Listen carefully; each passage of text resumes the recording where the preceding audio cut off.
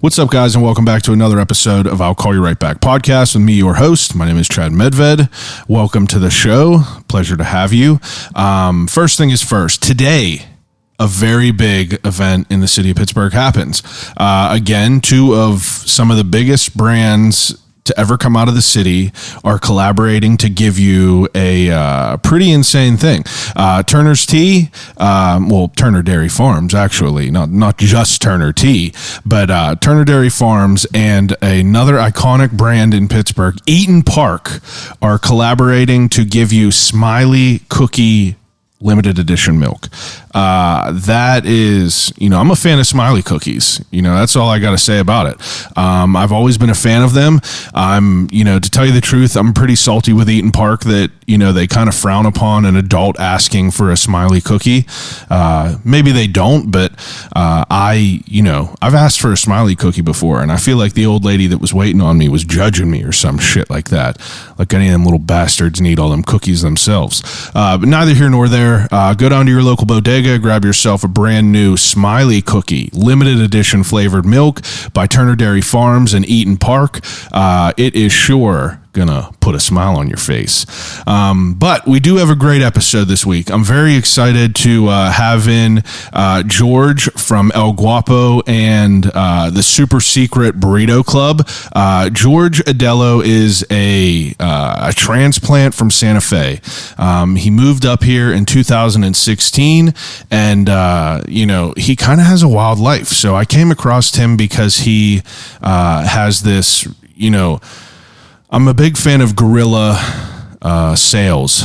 You know what I mean? Like, I like the idea of someone just dropping some shit on Instagram and it being like a limited amount. And I started seeing people post these like crazy looking burritos on their Instagram stories and tagging this thing called the Super Secret Burrito Club.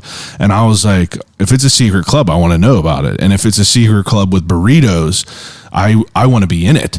So I followed the Super Secret Burrito Club. I sent them the emoji with the little monocle, and I was like, who is behind this, and do you want to have a conversation about it? Of course, George was super cool.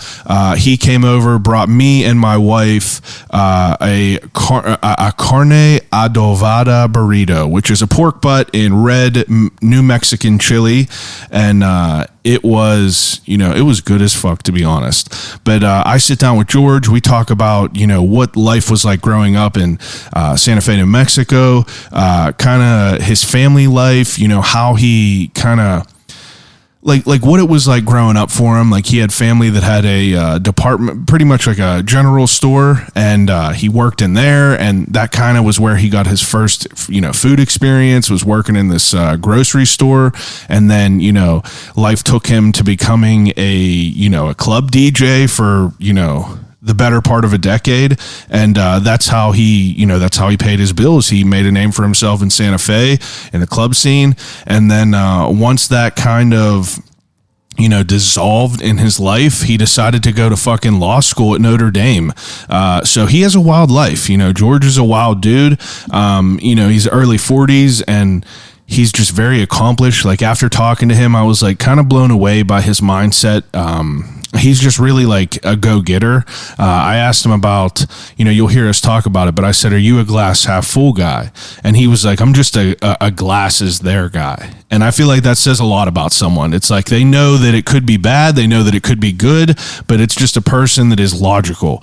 But he went to law school, and then fast forward a little bit, that brought him into Pittsburgh. I was curious how someone from Santa Fe ends up in Pittsburgh, but his previous job at a law firm brought him over here, and he just stayed here. And he was like, I need to open a business in here. In this spot, because, Pittsburgh is such a great city. It's unique.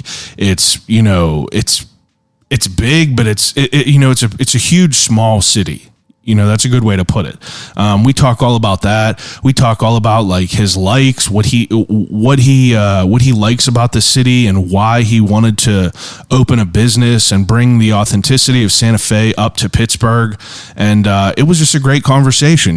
We're talking about all kinds of good stuff. It's cool to hear his mindset and how he navigated through his life. Someone who was a DJ, you could tell he was very entrepreneurial, talked about running like a clothing a clothing retailer whenever he was like 14. And it's just, it's a dope story because, I'm out there rooting for the hustlers, and he's out there just hustling, fire ass burritos. So I don't know exactly what he's doing with the Super Secret Burrito Club. I know that it was a private page and he was not gonna ask anyone or allow anyone to get back on there, but I see that he opened it up. It did have 666 followers, but now it has 836. So go follow at S.S.B.CLUB on Instagram, and you might be able to score one of these crazy ass burritos that I'm talking about. But George is in the process of opening El Guapo. And you'll hear all about it in this conversation. So without further ado, episode 170 of I'll Call You Right Back podcast with George Adello of El Guapo and the Super Secret Burrito Club. I don't know. From my personal opinion, I can't listen to a podcast that doesn't have good audio. Yes. So unless you have all the shit for it, it's almost like torture. You don't want to listen to it. It's like any even what do you call them? Like the Skype interviews that you'll see people doing during the pandemic. Just makes me cringe. I hate it. So we'll just jump right into it.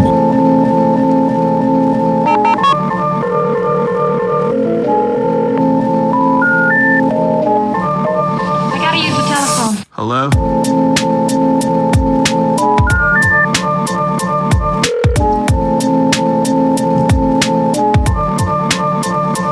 Telephone. I'll call you right back.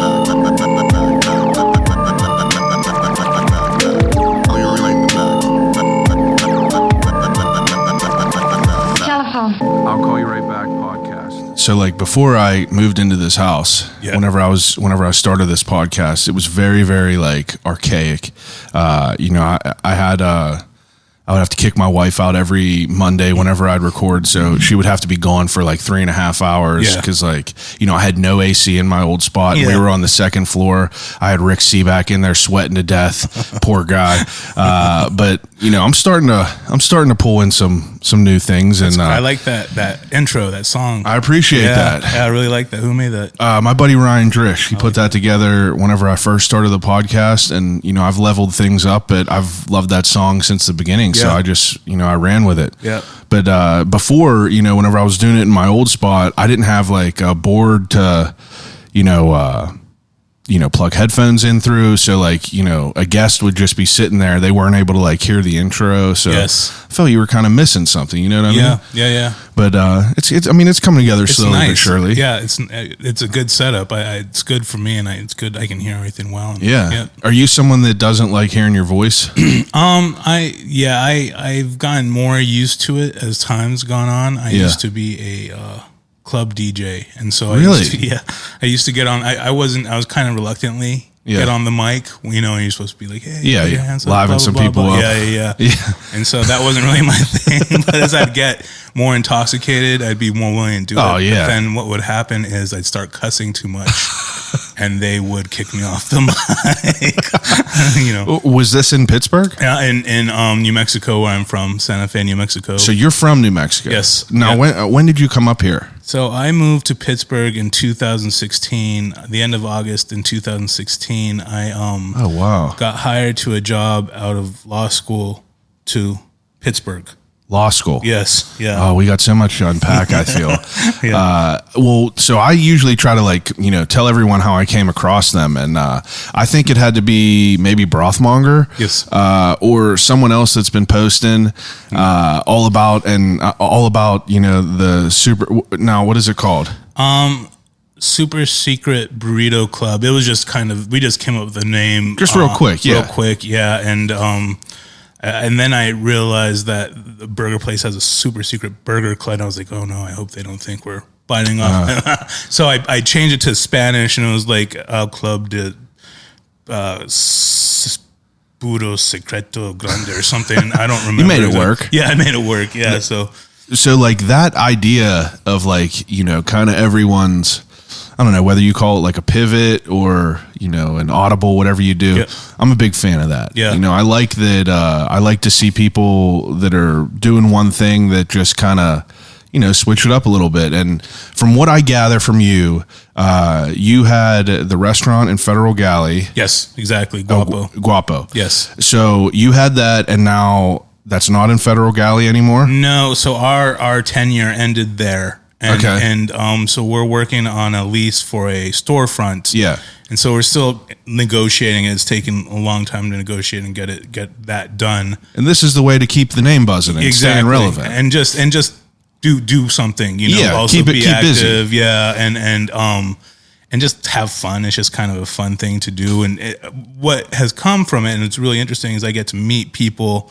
one-on-one because I hand them the burritos when they come up, and I guess look in their face and say hi and learn their name. And so that's I really have enjoyed that. I didn't anticipate that. Yeah, so I mean, like, I think it's so interesting to like that whole aspect of everything, because like I know a guy hustling chicken sandwiches out of his house right now. Yeah, and those are fire, and it's like Homie Troy. Yeah, Troy. Yeah, you're familiar with him. So I was able to grab one on.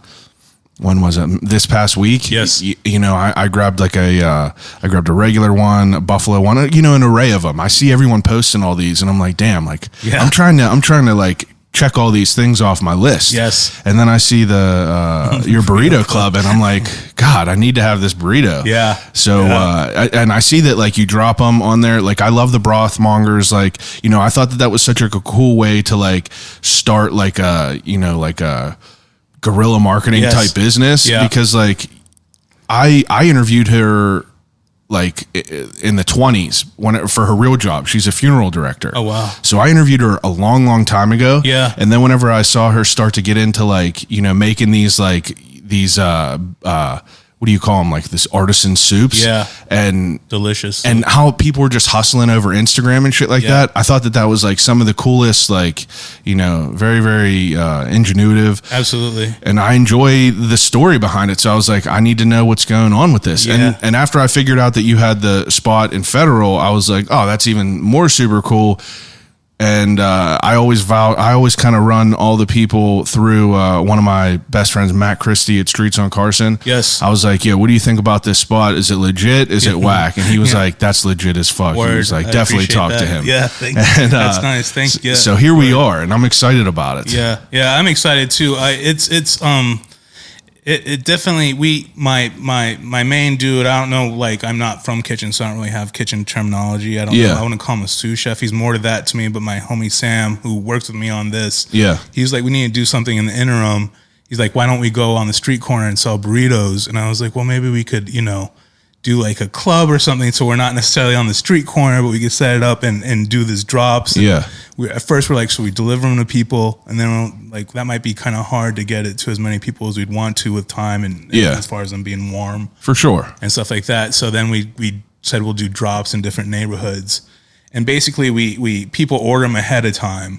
And the day before we tell them when they order what neighborhood it's going to be in, but before we tell them the exact address. And we've just been going to random parking lots, and so it's been kind of interesting. The first one was at Busy Beaver in Lawrenceville, and the second one was at Target in the East End, and then this week will be in Bloomfield, right there on somewhere. That's dope. Yeah, I love that idea. Like it's a cool idea to like. It seems fun. It is. It is. We just pull up in my truck and sit on the bed, and he has a big like warmer for all the burritos. It's a giant one. We just have tons of burritos in there.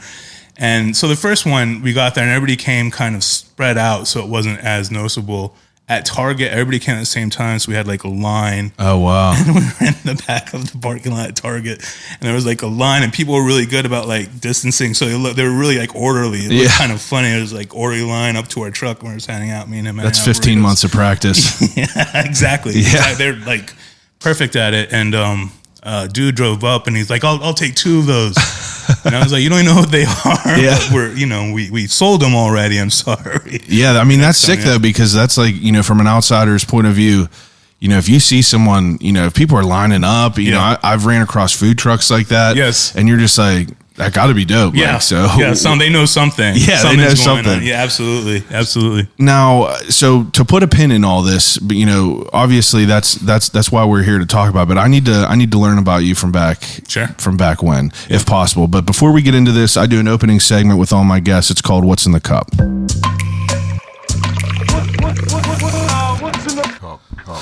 All right, so what's in your cup? I got some iced coffee with cream. It's delicious. Very good iced coffee. I appreciate that. Yeah. All I do is I just brew a pot of coffee and I leave it in the fridge overnight. Yeah. And I just run with it like that. It tastes very good. I appreciate that. It's not acidic. Yes, exactly. Acidic. Exactly. I hate that more than anything. And I feel that a lot of the coffee you find in the city has an acidic flavor. Yeah. Or not flavor, but acidic, note to it, because it's not. I don't think that that's what they intend on. Right? Yeah. Yeah. Or it got it's too hot or some shit like that. Yeah. And I kind of became like a little bit of a, I became a little bit of a coffee savant. You know what I mean? It's delicious. It's very roasty and has a good taste. This is Black Forge Sumatra. Dark roast. I love Black Forge. Yeah. I think that they're like, the number one in the city. So I kind of keep them on deck all the time. Absolutely. My homie Giuseppe, who designed the Super Secret Burrito Club logo, I saw that. introduced me to, I can't remember her name, but Ashley. Ashley. Yeah, Ashley. She was going to be out in New Mexico, and I tried to hook her up with people out there for one of her tours. So. She's a gangster too. Yeah. I'm a big fan of people that are just hustling. Yeah. Trying to do it. I mean, I think with this also is like just making your opportunity and with the cooking stuff and doing it this guerrilla way, as far as I know, just because I'm from the West Coast, I know like in Los Angeles and, a lot of San Francisco, a lot of people were kind of just doing this, and now it's getting bigger and bigger. People are doing it out of their backyard. Yeah. It kind of started with like taco trucks and stuff like that, but then it was like everybody doing every kind of food. Well, Pittsburgh is always, Pennsylvania in general is always just so far behind. We're always like 4 years behind all the good stuff that's happening, and even more behind because I remember going to California in like 2011. Yep. And like there's people just like hustling food on the side. Yeah. You look in New York, that's been going on forever. Yeah. And it's cool now because, we want that, as someone who travels, that's something that you yearn for. If you're like a foodie, Yes. Like going to New York and just finding a random truck and looking for that line, you're like, oh, there's a lot of people here. I'm probably not going to get food poisoning then. Exactly. But if it's someone that's kind of shady, you're just like, you're gambling. Yep. But, now it's kind of coming into Pittsburgh a little bit more. You're starting to see people hustling shit over Instagram and all that. And I'm just like, damn, it makes you feel alive kind of. Yeah. I think it's, the restaurant industry is changing, especially this last year so much. And I think that's going to be kind of the future of it. I think in a lot, you get to see the person who, that person made your food, and there's two people in there and they're running whatever they're making the food in there, and it's a little bit more, you have better connection with your customers. More and personal. That's awesome. And then you can, when people seek you out like that, you don't have to necessarily tailor it. You don't have to try to make it for mass consumption, right? You could do what you're going to do. And if people like it, they're going to come to you, people which is very want nice. Yes. And instead of having to, change it up to suit certain tastes that you weren't accounting for, Yeah, for sure. Because if you have I talked to Ryan Peters, he's a pasta guy. Yep. I talked to him about the value of like a smaller menu. Yes. And how, once you establish yourself, you have that opportunity to kind of limit things and just people get what they could get. Yes. And they're going to be happy with that, rather than in the beginning, you're like, oh, I need to be able to cater to this person. I need to be able to accommodate this person. Yeah. And that could get overwhelming, I feel, as a business owner. Yeah. It changes. It changes your, especially with hours, just because it is so it's spicy, right? Yeah. It's going to be spicy. That's how it is. And it's a certain way. And of course, people who aren't from the Southwest, say, or California or that part of the country, or a lot of places, that aren't around that food don't necessarily know. They think Chipotle or some of the other chains are what Mexican food is. Yeah. And that's not what Mexican food is. So when they come to your spot, they're like, let me get the, whatever it is, tofu ranch. Yeah, something real generic. Sriracha, sour cream, tacos, whatever it is, and it's like, well, we don't have that. Yeah, we and don't they'll have just that. order it without looking at the menu. Like every place should have it, Yeah. Yeah. I thought it was interesting. Like, I wanted to, because my wife, she studied Spanish in college, and I was like, she would always tell me whenever, like when she studied abroad in Chile, she was like, there was all this food, and it was just like regular, but it was like so different because, everyone has their same, it's almost like dialects and languages. It's like everyone got their own style, and it's so cool to hear how other people do things. Like she was telling me, lunch is like the big meal out there, and like just talking about how it's just like fresh oysters, and that's just like such like a delicious. That's just such a common thing over there. Yeah. But over here it's weird because you're obviously like, this is authentic as you could get, Yeah.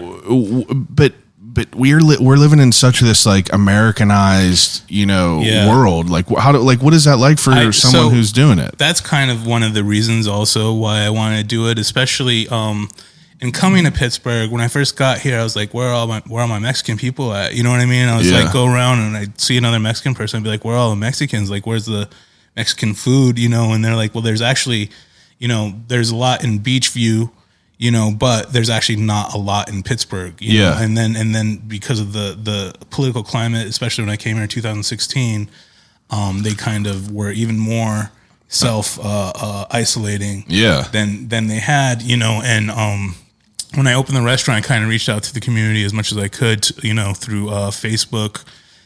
There's a Mexicanos in Pittsburgh Facebook page, just to kind of find people. And it was, I found some, but it wasn't easy, and they weren't trustful. They didn't trust me. They were like that's interesting to hear. It was kind of hard to get them to come to talk to me. And there was a lot of questions, I'd have a lot of conversations with a lot of them. They just wouldn't come to fruition. They just wouldn't show up. Do you think that that's because of like, how much of the Americanized versions of things in Pittsburgh are, I think they're, maybe, didn't want any kind of, I guess, as far as like attention on themselves that maybe they wouldn't have otherwise, and not necessarily knowing, is this legit? Why are you like reaching a safe out to person? Mexican people? Yes, exactly. Is this ICE? Yeah. Because for real. At that time, and even now, ICE was on these campaigns to just bust people doing egregious things to do it. So I understand. Yeah, that's a good point. I didn't think about it from. So I think for some of them, that was kind of the what gave them pause. Yeah, that's interesting. I never would have thought about that. Yeah, but I wanted to show, there's places in Pittsburgh and around this part of the country that are Mexican restaurants, but they have nothing to do with Mexican food. Yeah. And just to kind of to highlight Mexican food, or at least like this is a new Mexican food, which is a type of Mexican food. It's different than and Mexican food is such a big label anyway. In Mexico, there's lots of different types of things. Yeah. It's not homogenous. Everything's not the same. Everything's not spicy. Everything's not all chilies. Everything's not tacos. There's a lot of different things going on, but just to kind of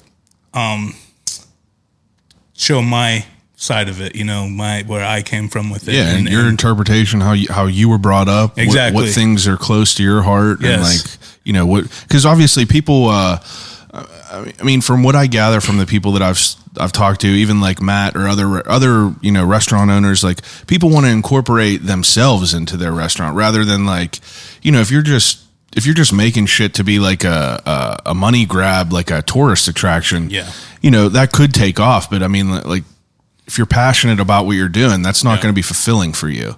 I think people crave authenticity and just, genuine people, they're genuine people. And so, I mean, for me, a big thing with food too, is that's like the best way to show people who you are. Also that you care, it's like feeding people and I mean, just the whole thing with like if you're lucky enough to have a mom who cooked for you, and that's kind of like one of your first examples of just true like love, like pure. Yeah, love. I mean, you're providing life for me. Yeah, and it's delicious. Yeah, and it tastes good, and you're doing it because you want me to have it because it's so good to you. What is this that you have wrapped up here? That is a carne adobada burrito. That is so it's pork butt.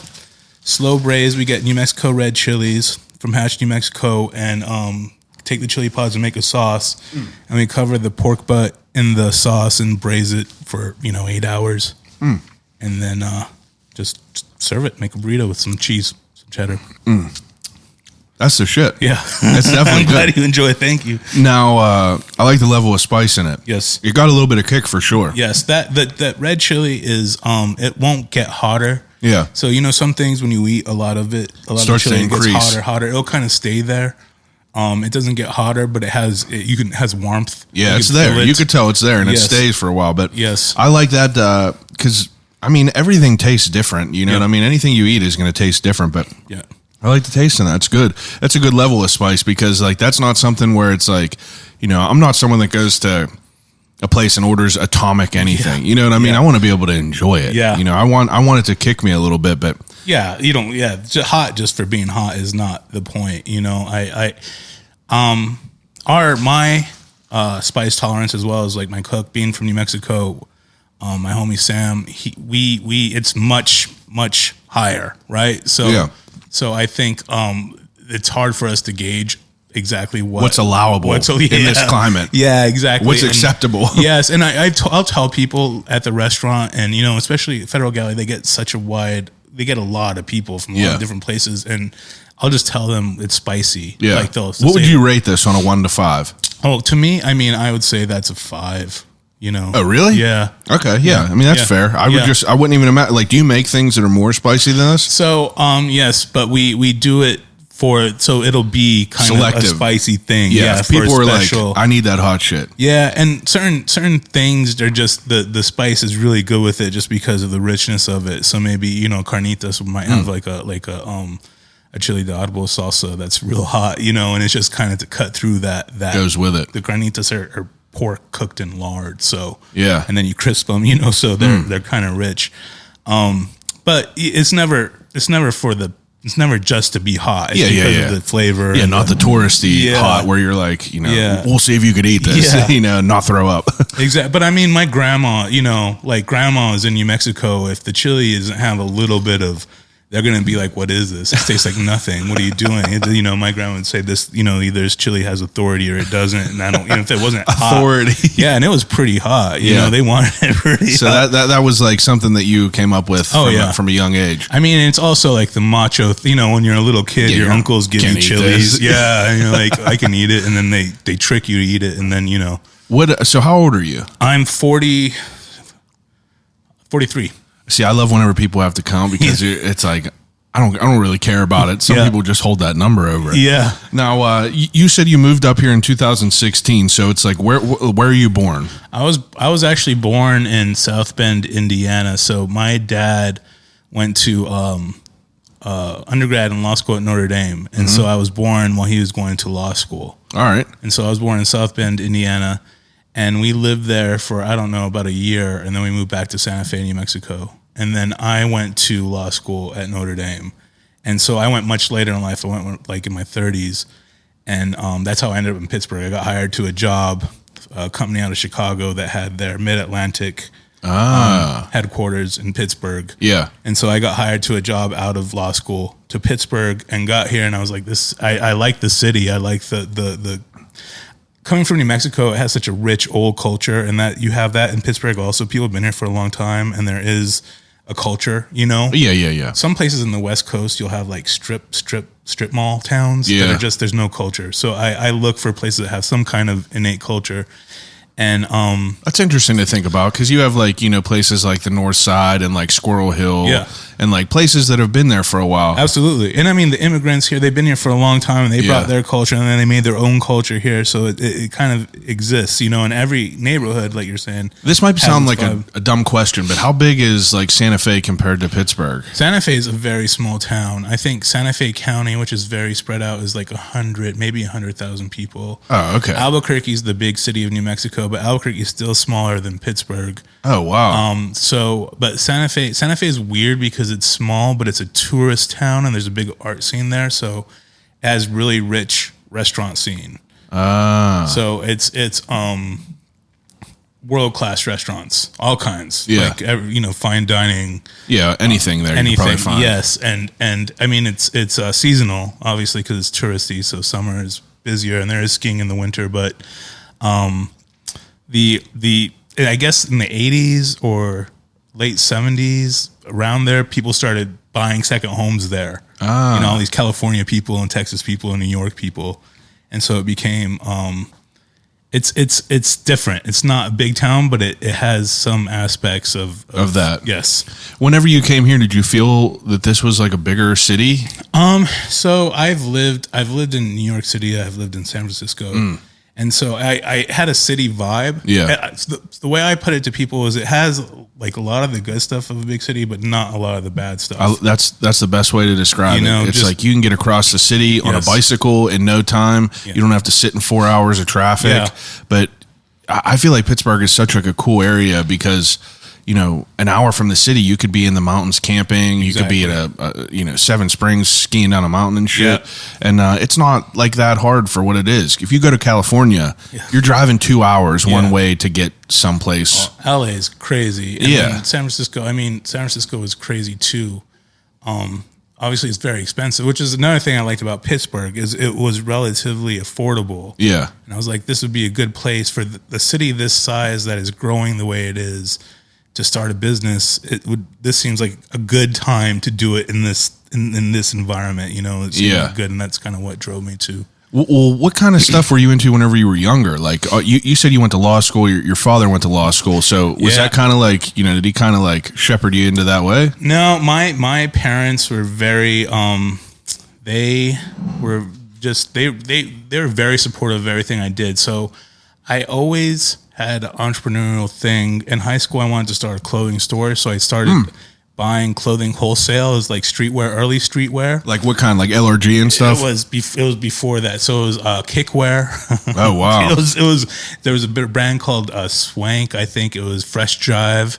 Oh, wow. It was really, really, I was 14. So it was like in the 90s. And, I would 92 around then. Yeah, I would call up the clothing company. I'd find the numbers in their ads or on their clothing labels, and I would call them and be like, "I have a store." I didn't have a store, but I'd say, I have a store. Wanted it in, and I want to get some wholesale clothing from you. And they said, "Oh well." Some of them say, "We'll see you at the Magic Show or whatever clothing show." But some of them say, "Cool, we'll send you our catalog." And so I get their catalog, and my mom fronted me the money to buy it, so I had like cases, and so we were just selling it out of my friends' trunks. Yeah, that's dope though. Yeah, it was like kind of with the aim of trying to open a store. I never got to open a store, but we that's a dope chapter in a book. You know what I mean? Yeah. So I mean, my family, my dad's family had a general store in Pecos, New Mexico, which is a small town. Yeah. And it's basically like an old time Walmart. Okay. And so I grew up working there from the age of 11. Oh, that's cool. Kind of and just seeing business and how to run it, and also just being around it, sort of, right? Yeah, it kind of got in your blood. Yeah, and so in high school I did that, and then I didn't do very well in high school. I just wasn't interested, and then I went to audio engineering school. Oh wow! But in the middle there, when I was about 12 or 13, I started DJing, right? So I DJ'd at, I wanted to be a hip hop DJ, like a club DJ. I didn't want to be like a school dance DJ, but that's how you start. So I started doing school dances and did house parties. And so I was doing that, and I kind of wanted to be a professional DJ or a producer, but I didn't know how to go about that. I thought you had to go do something to do that. Yeah, to be able to get in. It. Yes. So I went to audio engineering school. And so I realized that wasn't really how you do that. And so I came out and I came back to, I think I went back to New Mexico, and then I ended up moving to San Francisco. So audio engineering school was in Tempe, Arizona. Went back to New Mexico, kind of saved my money, and moved out to San Francisco. How old are you? I was 19. Okay. And so got out there, and like it was the first .com boom at the end of the 90s, right? So it was crazy expensive, and like me and my friends were all just kind of like dirt bags. Like we didn't have any real like anything. We're like bartenders. They were bartenders. Just out there trying to make some money. So we were all homeless at one point. We were all staying with my buddy's girlfriend, and that poor girl. She had a roommate. Her roommate would never come home because we lived in her living room. But So I DJ'd there. I got a corporate sort of administrative job, and stayed there for a few years. And I DJ'd there. I DJ'd around there, and I was, there was really, really good famous DJs in San Francisco. So it was hard. You enjoyed it? Like you were enjoying yeah. it? Like that was like all you were set on is like, I'm going to make this happen. So I was there, and then I was like, I need to get to New York. I need to go DJ in New York if I'm going to like do something with DJing, right? Yeah. And so I got fired from my job, and I was like, well, this is probably a good time to make my next move. And I got fired for excessive wandering and abuse of the telephone system. And they gave me like an extra 2 weeks pay, and I was like, okay, I'm rich. I'm going to move back to New Mexico, save up my money, and go to New York. Yeah. Went back to New Mexico and started DJing in the club there. Santa Fe, New Mexico has always been a very... had a big gay population and very gay friendly. And so the clubs there were always gay clubs, but they were mixed, but they were open with the intention of being gay clubs. Yeah, yeah. And so I went and I got my first residency at a club there, and I was playing house music called Paramount, and the back was called Bar B. Okay. And so I started DJing there, and I was playing house music, and eventually they let us have a hip hop night, which is kind of my first love. Was that like what you were into listening to? Was hip hop and everything? Hip hop when I was coming up, that's why I became a DJ. Yeah. And as I started getting older and met other DJs, they were from New York or Chicago, and they would teach me about house music. Yeah. And then I started learning about it, and learning more about club music, and so just started loving that too. And so I had a name as a hip hop DJ, I would say, more than anything else, but I've always loved everything and played everything. So that's cool though. Yeah. That's interesting that you have such like an entrepreneurial like side of you. Like you said, you're starting this clothing stuff at like 14 or whatever. Like that's such a cool, obviously kids whenever they're 14, whenever I was thinking back then, I was dicking around with skateboards and everything. I wasn't thinking about like, business, but I've always had like an entrepreneurial type end, but it always came from flea markets. Yeah. I was always at flea markets with my dad, and that was always I just loved that exchange, like how you were talking, like face to face, like bartering with people. I love like the relationship you build with people. Absolutely. And like, I remember seeing like, that was always just something that I always wanted. So that made me want to be, my own businessman, and made me want to be able to like, go around and like, do whatever you needed to do with it. But it's cool that your family had like that sort of like, conduit to like that incubator almost to keep going with it. What now, where does food come into play whenever you're younger at all? So I at my family store, I started out as, I worked in the back in the hardware and the sporting goods. Yeah. And then I moved up front, and I was running registers, and eventually I was able to work in the butcher shop. That's where I wanted to work. And so I started cutting meat. Mm-hmm. And in the butcher shop, we had a deli where we'd use kind of the end cuts of the loins or whatever it was, or whatever was extra, to make food to sell at lunch. And so that's what I would do. And that's when I started cooking food to sell. That's cool. But it was just burritos. It was like burritos and tamales and pozole, stuff like that, Yeah. And so you've always had cooking, like cooking people in your family? Oh yeah. My mom is excellent. She known for how good a cook she is. She can make anything taste good. Yeah. And then, it's such a big part of our culture in New Mexico, the food and these, like the chile, it's just like, it's such a big part that, everybody seems like they're a pretty good cook, Yeah. Like it's just everybody's mom. If you're not a good cook, something's weird happening. Yeah. You at least know you're not a good cook. You know enough to know you shouldn't cook, you know, because you've been around good cooks. So that's really, I think that's where it came from, was just watching my mom and then having an early interest of watching cooking shows. I started watching cooking shows really young and wanted to cook around, in the kitchen. My mom let me, and then running the deli in the butcher shop at my family store, and kind of groomed for it, kind of. Yeah, and honestly, when I came here, I wanted to start a business, and I wasn't like, I'm going to start a restaurant business. Yeah, but I was like, what business can I start? And I was like, I don't want to start a law firm or a law practice. There's way too many fucking lawyers, and I'm not even from here, so it's not gonna to hang my own shingle here. Yeah, you wouldn't be that. It's all about who you know and shit. Exactly, and so I was like, what else can I offer that's not being offered here that I know how to do? And I was like, New Mexican food, I could do that. So that's kind of where I started running with a restaurant. Connecting the dots. Yeah, it's cool because you definitely seem like a business oriented guy, and that's cool to be able to like recognize that and be able to like, I want a business, I want to create a business. What am I going to be able to succeed at? Yeah. When does the DJing stuff kind of, dissolve? So I DJ'd for a living through my 20s. Like that's what I did. That's what I did as a living. I was a club DJ. And I was like, probably Santa Fe is a small town, but I was well known there. I was famous for that little town, right? And so I was DJing 2 or 3 nights a week and making a living, and I didn't have to do anything else, but I got super bored. Yeah. And I was just, I started getting to the point in my later 20s where I was like, I don't feel like this is sustainable necessarily. Like, what are you going to be 40 in a club with 20-year-olds? I was already tired and I was sick of staying up all night. You know what I mean? I was like, I was like, this isn't cool. I sleep all day, and I was just bored of it. I was bored of that. Were you like partying and shit like that? Oh yeah. So it's like, it party probably hard. Yeah. Yeah. You're probably like, burning out a little bit there. I was definitely burning out, and I started getting in trouble. And so I was like, okay, I got in trouble a couple of times, really. Yeah, I mean, if you're in that life, that's gonna, catch up with you. Yeah, it's gonna catch up in you. And so I had a series of events. So I got arrested twice, really close to each other. The first time I was arrested, I was wearing women's pajamas, and the girl who was with me was I had a bag of marijuana hanging out of my my shirt pocket. I was wearing like satiny baby blue button up women's pajamas with red roses, and I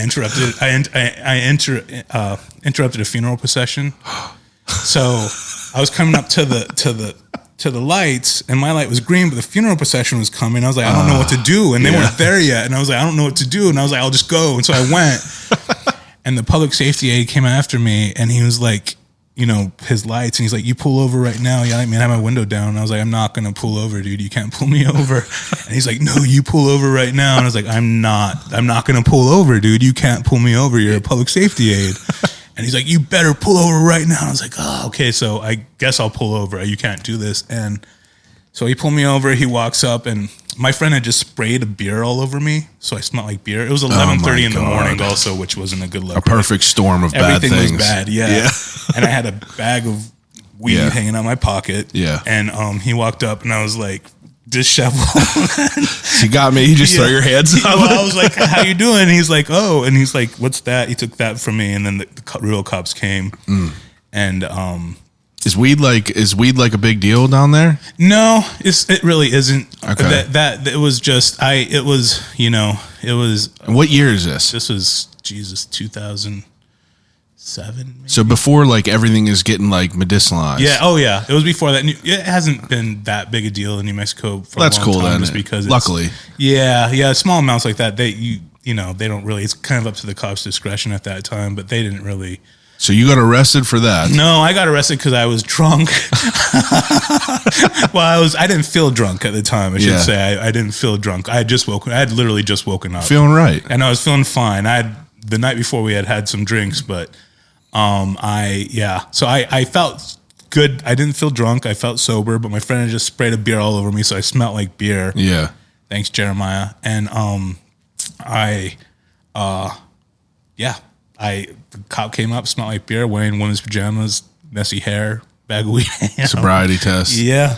And so my friends were behind me because we were going to go drink mimosas. Yeah. At our other friend's house. So they were actually on this hill behind me, and they saw the whole thing. And they had pictures. Oh my God, that's epic. My friend calls my dad while it's happening. My dad was a lawyer. My dad drove up to come get the car before they, towed it away. Yeah, and he's like, "What the fuck are you doing?" I was like, "I'm not even drunk. I don't know, He's like, "God, fuck, dude, Yeah. Like, you better stuff. behave yourself." Yeah. Yeah. So. Wow. That's probably exciting. Yeah, that happened. And then I got in trouble really quickly after that, which was like just bad timing. And I was trying to be responsible, but got in trouble again. And then I was like, I can't. Yeah. I can't. It all seemed to be kind of intertwined with each other in my mind, all that stuff. And I was getting bored of DJing. So I was like, okay, well, I'll go to school. Yeah. So then I was like, I'll go to, I never went to undergrad. So I went to, started community college. And what made you want to go for, law? So at first I was just going to undergrad. I was going for like a generic degree. It was political science. Yeah. Political science and Spanish. So I did political science and Spanish as my what were your hopes then? Just to go to school and figure it out. Yeah, figure it out along the way. Figure it out. And I was like, this is something I could do that's productive and kind of, yes, that was something I could do. You know, like actually go do besides necessary evil. Yes, it's like exactly. I'll be able to get through this without fucking. Yeah, and I started and I was really good at school. And I knew I would be. When I was younger, it wasn't that I was dumb that I did you just bad. didn't want to do it. I Same thing with me. interested. I failed out of Slippery Rock right out of high school, and Yeah. then I ended up going back to school and graduating with like a 3.8. Exactly. I knew that it was time to whenever Yeah. it's fine. You could go through and do your work and you could apply yourself. But whenever you're young, you can't be told shit. No, it's way more fun to do other dumb Fuck shit yeah. that you I was skipping class, not doing nothing. Yeah. I was like, I don't need this school It's right like now. a game. Yeah, it is. It's like what you can get away with at that point. And when I was in my 30s, so I was in my 30s and I was like at late 20s, 30s, and I was at the, school and I wasn't trying to go to the keggers and shit with those like the college kids. I'd already done, I had DJ'd for a living so I had seen every kind of I'm party. trying to sit down somewhere quiet. Yeah, exactly. There was nothing that you could show me with partying that I hadn't seen before. Yeah. So I was like, I'm okay. And so went to school, went from community college to the main university. I went in Albuquerque, which is the big city, and then I went to UNM. Finished there, and I was like, okay, what am I going to do now? I should go to graduate school. Looked at business school, and then looked at law school. Business school, I think it's the GMAT, the test you have to take for business school, had more math. So it had more math in the test than the LSAT. And I was like, well, then I'll take the LSAT. I don't want to learn this math. Is going to be too much. Yeah. Took the LSAT, and I had like a 3.96 or something, right? So I applied to law school in New Mexico. I did okay on the LSAT, whatever. And when you're applying to law schools, they send you waivers to apply to other schools because usually you have to pay like an application fee. Okay. So law schools will send you waivers. And I got a waiver from Notre Dame, and I was like, oh, that would be cool if I could go there. I was born there. My dad went there. I grew up with the propaganda. Yeah, for sure. It was like Rudy probably every day. Oh yeah, and just the song, the fight song, all the stuff. Like was your dad into Rudy? Oh yeah, well he went there when Rudy was there. Oh my god. Yeah, he went there. He had classes with Joe Montana. Like he was an undergrad there, and that's dope. Yeah, it's crazy. So I actually met Rudy at he wouldn't remember me or anything, but he's a motivational speaker, right? And he does. What was his last? Rudiger. Is it Rudy Rudiger? I don't. Yeah, I can't even remember. Saw it one time. Yeah. And my dad, well, when he was there, he said he didn't know. It wasn't like everybody knew that this was happening. Yeah, right? It wasn't. I feel like I read that somewhere that it was like this movie's kind of making it seem a lot more. He said than the game they brought him out, and he was just like, "Who's that guy?" It wasn't really a big, a big thing according to him, and so yeah, I applied to Notre Dame and got in there, and my dad was like, "Go there," and I was like, "God damn, it costs a lot. You're not going to pay for it. I have to take out like the loans." I was like, "Fuck it, why not? Just why not?" Did you enjoy your time there? Yeah, so law school is super hard, right? So I wouldn't. I did. I enjoyed it because I got to. It's a beautiful campus, and like the football games and all that stuff is so cool. Yeah, and powerful, yes, and just the history of that place, and then all that, and then the experience is very intense. Law school is so that kind of overshadows everything. Just and being me from New Mexico and like coming into law school my first year, there's kids there from like Princeton and Yale. And this kid was like the quarterback on his football team at Princeton. You know what I mean? And there's kids who come have private jets and shit. And the classrooms are giant. They're like big. They're really beautiful lecture classes. Yeah, and stuff. And it's just So it was very intimidating to get there. And I was like, God, what the Oh, fuck am I doing here? You know, I didn't feel like I fit in. I was just as smart as all of them, but I just didn't, you know. Yeah. So it was very intimidating. And then law school is just hazing. Like the first year is just hazing. They're just trying to get you. They're trying to get. It's like the Marines. They Yes. want to get the weak people out Yeah. so they could concentrate on the people that could do it. And if you could just get through it, you're going to be fine. I don't think law schools flunk people. Like I really don't think that happens. Pass or fail. Yeah, I mean, we had grades, but No, I get it though. But Yeah. if you're in it, you're in it. If not, you're not. Yeah, exactly. And so, it was a good experience. I mean, South Bend probably has worse weather than Pittsburgh, which is saying something, right? Yeah. South Bend has pretty shitty fucking weather. I bet. So it was an experience. I did enjoy it, and I met like a lot of good people there, and it was the challenge was so big, you know, and Yeah, and just it's kind of like dealing with it was you prepare for years and you're finally there. So what was your focus? What did you want to? criminal defense and civil litigation. So I think most people who go to law school now, especially like that type of law school, are going for corporate law, more transactional law. I didn't big money there. I didn't right? know any about. I didn't know anything about that stuff. I really just didn't know. I feel like personally, you know, it would be the most entertaining is not the right word, but interesting to be a criminal defense attorney. But it's also like some things are kind of wild. Like I don't know if I'd be able to like, you know, go along with some things, but I get what it is. I remember seeing a billboard for a criminal defense attorney in Pittsburgh, and I wanted to, you know, hit him up to try to have him on here because I feel like it would be an interesting conversation about that. Yeah. You know, like if someone's accused of if you're representing O.J. Simpson as a criminal defense attorney, you know, or something like that, it's just, you know, you're trying to convince people that this guy didn't saw someone's fucking head off or something. It's just a wild aspect of a job. Yeah. So I think lawyers who want to go in litigation and criminal law, it's different philosophies about justice. Yeah. And criminal defense is like you know you have to protect these things because they work for everybody that way. Absolutely. You know, and also you tend to be the person to kind of look at the whole person. Maybe like this is a good person. They just did it bad, right? So my first summer I clerked for a federal judge. And I saw some of those cases, and I was like, I couldn't defend some of these people, so I was like, I didn't want to be a public defender. Okay. You know? So I that kind of took that off the table. Because a public defender, you know, you get assigned. You get assigned. Yes. But if you're your own, you know, if you're your own defense attorney, you could pick and choose. You can pick. Yes. Okay. Yeah, and so. Some things some of the defendants I was like I could not defend this person. I just couldn't and I wouldn't be effective for them. So second year, what did I do second year? Oh yeah, second year I worked for a criminal defense and civil litigation. They sued jails. Okay. So they sued. They had made kind of their name and their whole thing for suing jails and suing bad cops.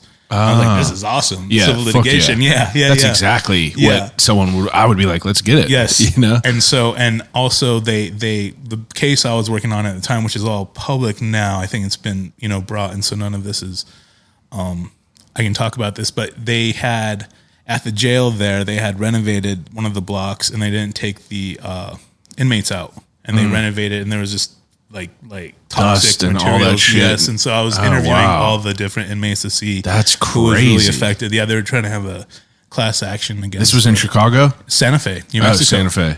Yes, so I went back to Santa Fe for my summer jobs, and then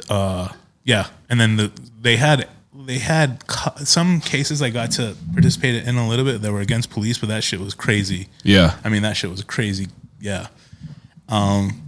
And I enjoyed that. I spent a lot of time in jail, so I was interviewing prisoners a lot for the class action. And then they had so there's basically I can't remember what you call it, but it's like a public defender on the federal level. And so they did some of those.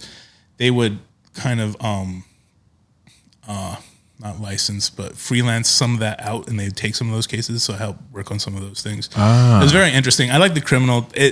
I like the aspect of the law of dealing with people. Yeah, for sure. Helping people and being around people and the stories. Yeah, developing this. Yes, and it tends to be, it helps me to remember what's going on because the story is interesting, right? You learn about the person, you learn about their history, and if you're going to be a good criminal defense attorney, you have to know about that person, know about their life, and also know how they can do better going forward. So it's such like a wild.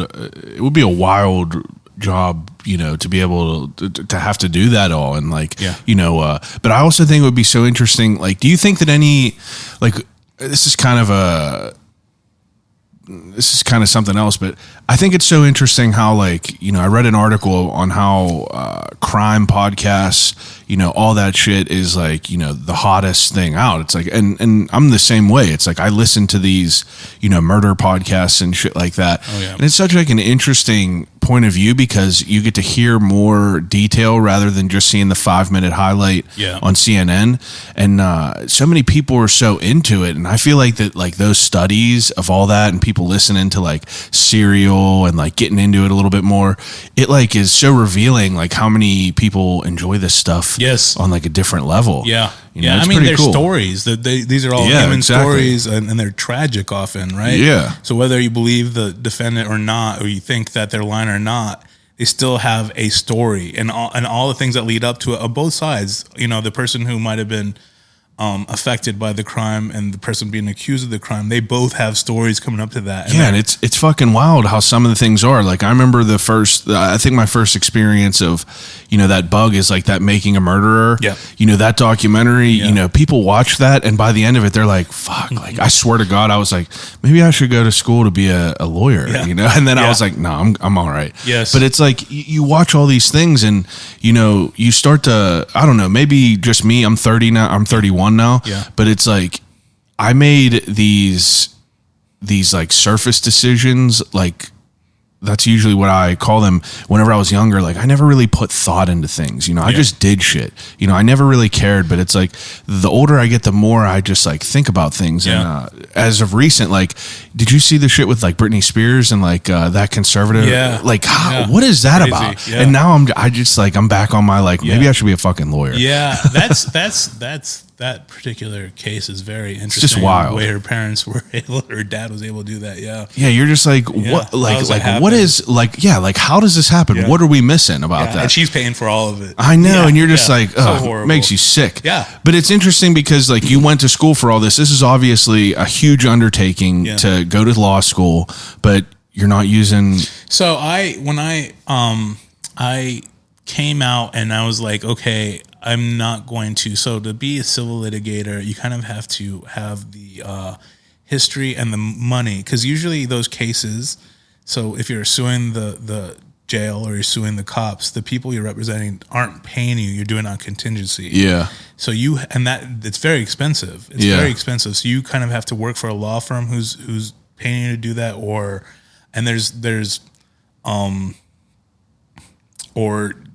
I don't know how else you would do it. You could do criminal defense because you could be a public defender. I talked to the law firm I had worked for my second summer. And I told them, I said, I want to work for you guys. And they said, well, we really don't hire anybody that hasn't worked for the public defender's office. And I was like, I'm done. At that point, I was again in my third year of law school. And I was kind of I don't want to jump through more hoops. I don't want to work for the public defender's office. It's a mess. Yeah. It's a mess in New Mexico. It's a mess everywhere. Public defenders everywhere are so underfunded, and it's just.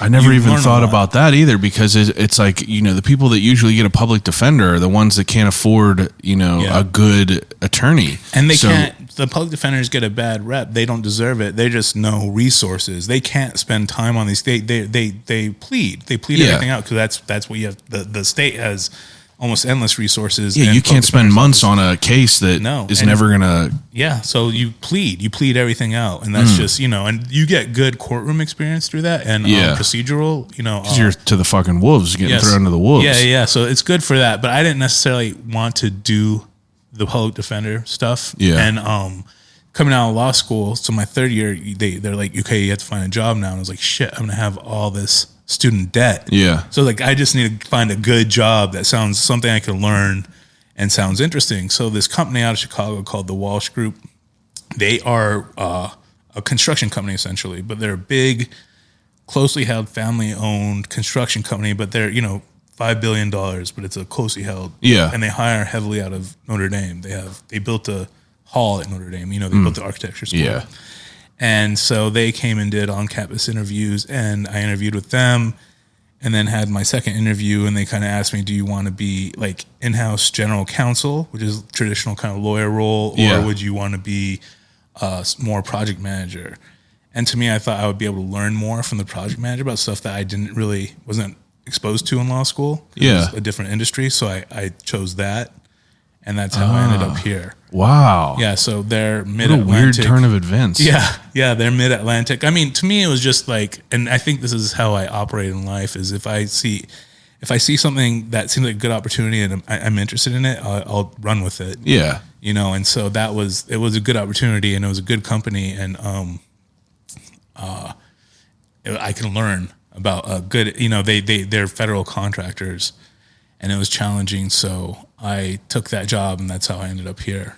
Now, for you to put in all this time and money to do all this, you're probably going to be paying these fucking loans the rest of your life. Oh, yeah. It's absolutely. like, what makes you want to get out of that and open a restaurant business? Because I feel like you hear people, I've interviewed restaurant owners, especially just, the last year was fucking insane. But even before that, it doesn't seem like a crazy lucrative job. It's more of a passion project. Sure. So I think if you look at being a lawyer also. Yeah. So if I was going to go into that profession, I would probably be what they call hang your shingle, have my own practice. Yeah. And lawyers aren't making shitloads of money. Most aren't, you know what I mean? So it really depends how you look at it that way. You can come out and work for like a big law company if you're lucky enough. You get a lucky break for that. Yes. I mean, if you go to Harvard, you're probably going to get it. Notre Dame's a good school, but even then it's it's dwindled since 2008, those jobs. But that's also not a life that I would want to live. That's something I'm not interested in. And you're working crazy 16, hours. 17, long time. Yeah. Every day, and so it wasn't that, I don't see it as that being like a closed door. It's something that I have that skill set. Just a tool in the toolbox. Exactly. And so I can use it. I use it all the time. I mean, what I learned at law school is really how to think things through and think contingencies through, and also pay attention and be able to kind of take everything in really fast and be able to come out with the best possible solution. Yeah. Answer, think on your feet is what they always say, right? Think on your feet. And so, I learned a lot that is just beneficial in life. And so I don't see that. It's just another kind of tool. I don't know that I won't practice law ever again. I don't know. Yeah. I may when I retire or well, whatever. While you were, working for that Walsh Group or whatever it's called, did you have an idea that you wanted to open a business, right? So when I got here, I was like, this is a great place to open a business. And I was like, Pittsburgh is growing so fast. I was like, everything feels urgent to me. And that's why I think I do. But did you have an intention to open a business while you were working, or did it just kind of like come to fruition in Pittsburgh? You just saw an opportunity and ran with it? I just saw an opportunity. Okay. Yeah. And so I started looking at how I could open a restaurant. So I went to, there's small business classes at Pitt. There were like free classes, and I went and took those, and I was like, okay, this is going to be very expensive. The liability and the cost of starting a restaurant is crazy, and most fail. And also, I don't have any experience running a restaurant, right? So I've never even worked in a restaurant. So I was like, okay, kind of put that on the back burner. Went to Smallman Galley, and I was like, this is cool. Like, they kind of take out a lot of that risk. And what a cool idea, right? Help develop the chefs and help you figure it out, sort of, and you're not going to be coming out of it $300,000 in debt if you fuck it up, right? So I was like, that's a cool idea. That would be awesome. I said, that would be great. And I just happened to go home that day, and they were accepting applications for federal galley. And so the application was kind of like a proposal, and part of my job for Walsh was writing federal proposals. So I was good at that. So I kind of put this together. and I gave it to them, and they called me in. And I met with him, and it was a good interview. And he's like, "Okay, here's the next steps." And I got to the next step, which was cooking a meal for. Wait, what the fuck did you propose to them? I was like New Mexican restaurant. That's pretty much like you know what you didn't have like whenever you're proposing things. This is just like an overview, and then that's whenever you get the details going. Yeah, so they had prompts, so they had different questions. Okay. So they wanted your menu, they wanted to know about your concept, they wanted to know like how you worked with other people. They wanted to know, different things about you as a person. That's pretty cool to hear that like process to like get in that. I would have never even thought about how that's even like chosen. Yes. So they when I interviewed, it was with Ben Manteca, who was one of the original owners, and his partner wasn't there, but I interviewed with him, and he was going through it with me, and I made it clear that I wasn't a chef, I hadn't really worked in the kitchen. He said, "Well, that doesn't trouble us as much. You have like a business background, which is actually good because a lot of times we'll get probably chefs more in here that they want. Yeah, someone that could handle it while you could get someone to cook. Yeah, you're not gonna go belly up. Doing it. So he's like, I really like the idea of the concept as well. There's nothing like this. He's like, I don't even know exactly what New Mexican food is, and I'm like, it's basically like Mexican food is just the ingredients are specific to New Mexico and the preparation. So there's the chilies we use are New Mexican chilies. Like that's what New Mexican food is. People in New Mexico, there's only a couple, to them, the chilies are either hatch green chili, Socorro green chili. It's New Mexico green chili or New Mexico red chili. Yeah. And it's a specific type. It's actually like patented. Don't stray from the path. Yeah. And that's it. That's people, so, and the preparations, but it's basically Mexican food, but it's, like again, Mexican food isn't homogenous. It's like Northern Mexican food. Now, what is the time frame between when you put in this proposal to when you had to come up with some sort of a menu? So that's part of your proposal. So that's part of your proposal is your menu. So I typed up a menu. I just like, kind of like looked at the restaurants I like in New Mexico and just was like, I picked and choose. And I know the things I know how to make. Yeah. So I made a menu, and gave that with my proposal thing, like my application. Oh, that's cool. And, then what happened? So they called me in, talked to them, cooked for them. I made a breakfast burrito because it's like one of my favorite things. The New Mexican breakfast burritos are the best. You had to make it yourself? Yes, I made it. Yeah. Okay. I know how to cook. So that was never a problem. Made them breakfast burrito. I actually didn't get the spot. There was one spot available. And so there was like 20 some chefs that went through it. And Ben was like, we didn't pick you this time, but we want to work with you. He's like, would you mind we keep you in the thing? So, how long do those spots last for? a year. Oh, okay. Generally okay. the contract is for a year. Yeah. And then they can extend it as long as they want. So I was like, yeah, you're just saying that to be cool, right? Like, yeah, to not sugarcoat. To not be a dick. Yeah, sugarcoating it. Yeah. Well, hey, we'll get you. He's like, we really like you, man. Give you calls. Talk to you later. I was like, sure. And so I was at work one day and he called and it was like, I just picked up the phone by accident. He's like, hey, this is Ben. Remember we talked about this? He's like, would you still be interested? And I was like, well, I have to talk to my wife about it. Is this like far down the road? It wasn't too much later. It was a few months. Oh, okay. A few months later. So it wasn't. And so the process is long though. So once he told me that, it was still like I don't know.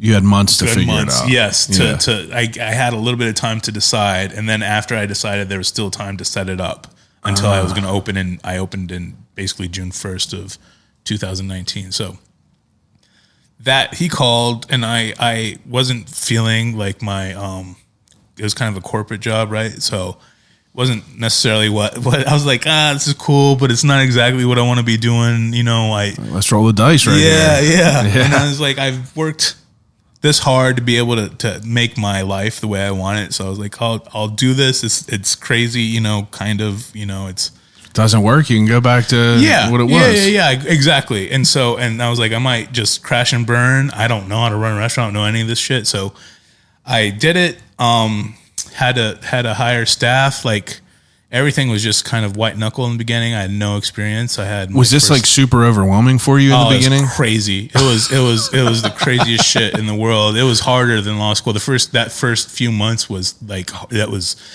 so physically grueling as well as just emotionally and just everything, right? So staffing is so hard. I also didn't know anything. And how many people are you having staff for this? So when at most I probably had 13 people. Oh, wow. But in the beginning, that was the thing. I couldn't get anybody. So I was like just trying to find somebody. So I found this guy who seemed to be like a good dude. He was like my sous chef, and he ended up being a fucking like psycho, like sociopath guy. And I had this funny. My wife would laugh, and at the time I couldn't laugh because I was just like in it. But she was like, your characters are just too much. I had this woman who I think was a junkie, but I'm not sure. I'm pretty sure she was much younger than me, but she looked much older than me. And she would run plates, but she'd be like shaking. Yeah. And I'd be like, dude, you can't, your eyes are rolling back in your head and shit. Like we can't be doing it. She's like, I'm not on drugs. I was like, I think you're on drugs. Yeah. So the first sous chef, who was like the right-hand person, he lasted like 3 weeks. Then I fired. And so I was just there every day, all day. Yeah. But it was good though, because he had experience running a kitchen. He had owned his own restaurant. Learning shit as it's happening. So I was seeing how to kind of you're a sponge. Make these huge. You seem like a sponge. Like anytime you have information, I feel that you pay attention. Yeah. I was paying attention. It was just like survival. So I figured out how to do these things on a mass, and it was so fucking busy. It was so busy from the beginning. Like you guys were busy. It was so busy. Yes. Wow. Now, do you guys do any sort of like advertisement or anything, or is it kind of just open? Yeah, just Instagram. The Instagram's fine, and they like Federal Galley just has an innate customer base because of the North Shore and people bringing over and shit. Yeah, so people are, and it's like it's kind of a. Do they have anything like that down in New Mexico? Like they do now. They didn't then in Albuquerque. They do now. I'm not sure about Santa Fe. Was that like a weird thing for you to see? Was that like one of the first times you seen that? Because even whenever I was in like New York or California, you never see like almost like them galley like type vibes. You know, I don't really ever see that. Like the first time I saw one besides for here was like whenever we went to Cleveland got a good one, Philly got one, and then like Portland, there's like the Pike Market over there. Yeah. Or that's Seattle, but it was like such a weird thing whenever I saw that here. Yeah. Smallman Galley. I had never seen it. Such a cool idea because you can just walk in and we'll go to the galley and then you can just pick whatever the hell you want. Yes, exactly. Everybody can get a different, interesting food. Yeah. I had never seen it. It was new to me. I mean, I saw it at Smallman. That was my introduction, basically. But yeah, it was crazy. My staff in the beginning was just fucking crazy. So then my second sous chef ended up accidentally burning one of my other employees with fryer grease. He pulled the fryer down one night. Yeah, and it was like bad news. A fucking joke. I was like, Jesus Christ! Like this isn't. What But then I got a little bit better. Like more stable staff, and like now my people who are with me are still going to be with me, and they're excellent. They're the best, and so it's actually like got to a good point. That was definitely the biggest challenge. Where you could probably feel like you could not be there for 1 second and shit won't burn down. Oh, absolutely. I trust them completely. And I mean, Sam, he's from, like I said, he's my homie Sam Diedig. He's from Albuquerque. Yeah. So he knows how the food's supposed to taste. You met him up here? I met him here. Okay. Yeah. He was working, when I moved here, like his girlfriend tagged him in one of my posts and she's like, check this out. Oh, wow. And then he was like, started talking to me through Instagram, and he worked at Vandal at the time.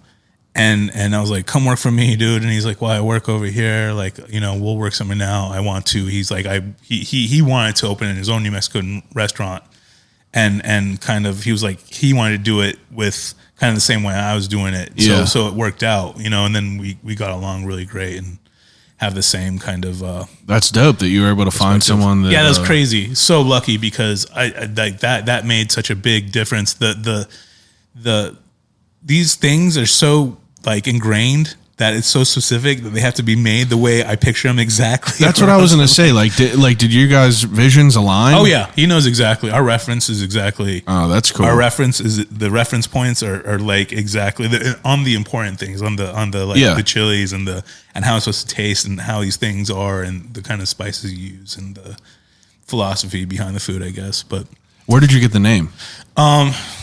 I was like, I want to call it something in Spanish. Yeah. So I was looking at different words in Spanish, but I was like, I don't want something that people who don't speak Spanish to come up. And Do you speak Spanish? I understand it, Yeah. and I You can get by with it. I can get by with it. Yes, and my parents speak it fluently. I grew up in communities that all speak. Was it like something you would see where like parents speak Spanish and then you could speak to them in English, they can understand it, and you could hear you can understand what they're saying? My parents' first language was English, but they both were bilingual their whole life. My okay. mom, my great grandma didn't speak English, but in a lot of communities in New Mexico, smaller ones, they don't speak English; they speak Spanish. And so the Pecos, where my family store is, a lot of people didn't speak English; they only spoke Spanish. It's your home language. Yeah, they knew how to speak English; they just didn't speak it. Yeah.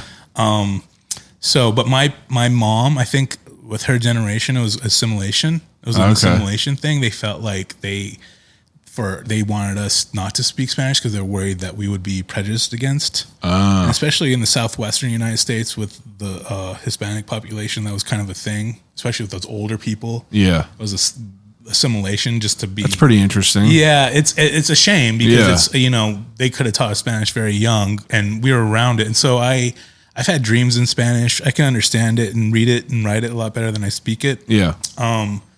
But they didn't teach us intentionally because. So you wanted a name in Spanish? I wanted a name in Spanish that was. So I was like, what can I call it? And my mom's from this place called Tierra Maria, and I was like, that would be a cool name, which means yellow earth.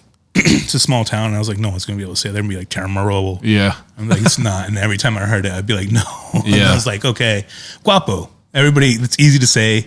Guapo, 2 syllables. It's easy. What is guapo? Isn't it handsome? Yeah, handsome. That's what I thought. Yeah, handsome. Yeah, I like that. Yeah, easy to say, catchy. There was El Guapo and Three Amigos. Yeah. So it came. I literally came up within 5 seconds. I was filling out that proposal application. Oh, what could wow. it be called? That's cool to hear though. Things. Like some people, like I mean, it took me like 2 years to think of a name for this podcast. Like I waited for that good long. Name. Yeah. I appreciate it, but it's like I had a list of probably like 60 names, and it's like I overthink things way too much. Yeah, and that's to a fault, and definitely to my demise. But it's cool to hear that you're just like, fuck it, send it. You know what I mean? Yeah. There was this samurai movie, Lone Wolf and Cub. Have you ever seen it? No. Whenever I have like big decisions, I always think it's like basically treat your big decisions like give them very little thought, and give your small, like the small things that don't matter, give those a lot of thought. And I always think that back. That's a good way to look at it. I was like, this is probably important, but you know what? It's the first thing that pops in my head. There we go. And you guys were successful from the beginning? Yeah, it did. So it was busy right away, and people really liked it. They didn't necessarily because we are spicy. Like everything is spicy. I would tell people everything's spicy. That's just how it is. And it wasn't necessarily suited to everybody's taste here. And because people do stumble in there not knowing where they're going to eat, and they just happen to get your food. And so we had some people who are like, this is way too fucking spicy. Like, what are you trying to do? Yeah. Yeah. I mean, we've had every kind of. Now, you coming up here in 2016, did you have any other food that you considered, any sort of level of spice? I don't remember any places around here that, if you order a taco with hot sauce or something like that, it ain't hot. No.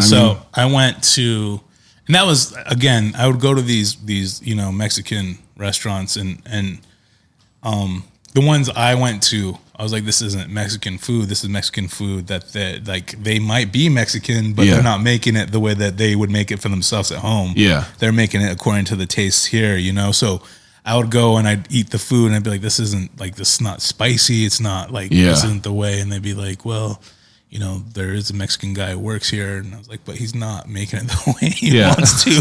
Like, that's not, there wasn't, as far as that goes, there wasn't. And then my wife loves a local, kind of Mexican, big restaurant that I won't name just because I want to. But she loves it, and I'm like, it's like my antithesis. But she loves that place, and so we would go there. I think we went on one of our first dates there, and I was like, This isn't Mexican food. Now, where's your wife from here? She's lived here for a long time, and she's from this area, but she's from, Mississippi. So okay. Yeah, she when I met her, she wasn't used to spicy food at all. She's straight Caucasian. Yes. Yeah. She wasn't used to Caucasian taste buds. Yeah. So she had to get used to it. Me and my wife were just making fun of my mom because we got guacamole from somewhere, and it didn't even have the onions in it. Okay. It was absolutely not spicy. And she was like, this is a little bit hot. And we're like, you'd think ketchup was hot. Yes. You know what I mean? The level here is not, it's not like spiciness isn't a thing in most of the food that is like indigenous to this area, I think, because people definitely can't handle it. No, they have a hard time. Yeah. It's a weird resurgence, or not even a resurgence, but it's a weird, like, we're all coming into that, like, leveling it up. And I swear to God, it's from that fucking Hot Ones. Yeah. People were like, oh, that looks fun. Let's roll the dice on these hot sauces. Yes. But before that, the craziest you'd get is like Atomic Wings at Quaker Steak and Lube, which tasted like it tastes like battery acid. Not good at all. No, there's no taste. I mean, a lot of that stuff it's just hot to be hot. Yeah. It's, it's just hot to be hot. Yeah. You're just like, this isn't, it doesn't taste good at all. Yeah. No, it's not. It's like not. man versus food, where it's like, let's see if you could eat it. Yeah, and that shit I've eaten some of those crazy chilies, and that's not fun. It feels scary. I have ghost peppers growing out there right now. Yeah. I don't even know if I'll eat them.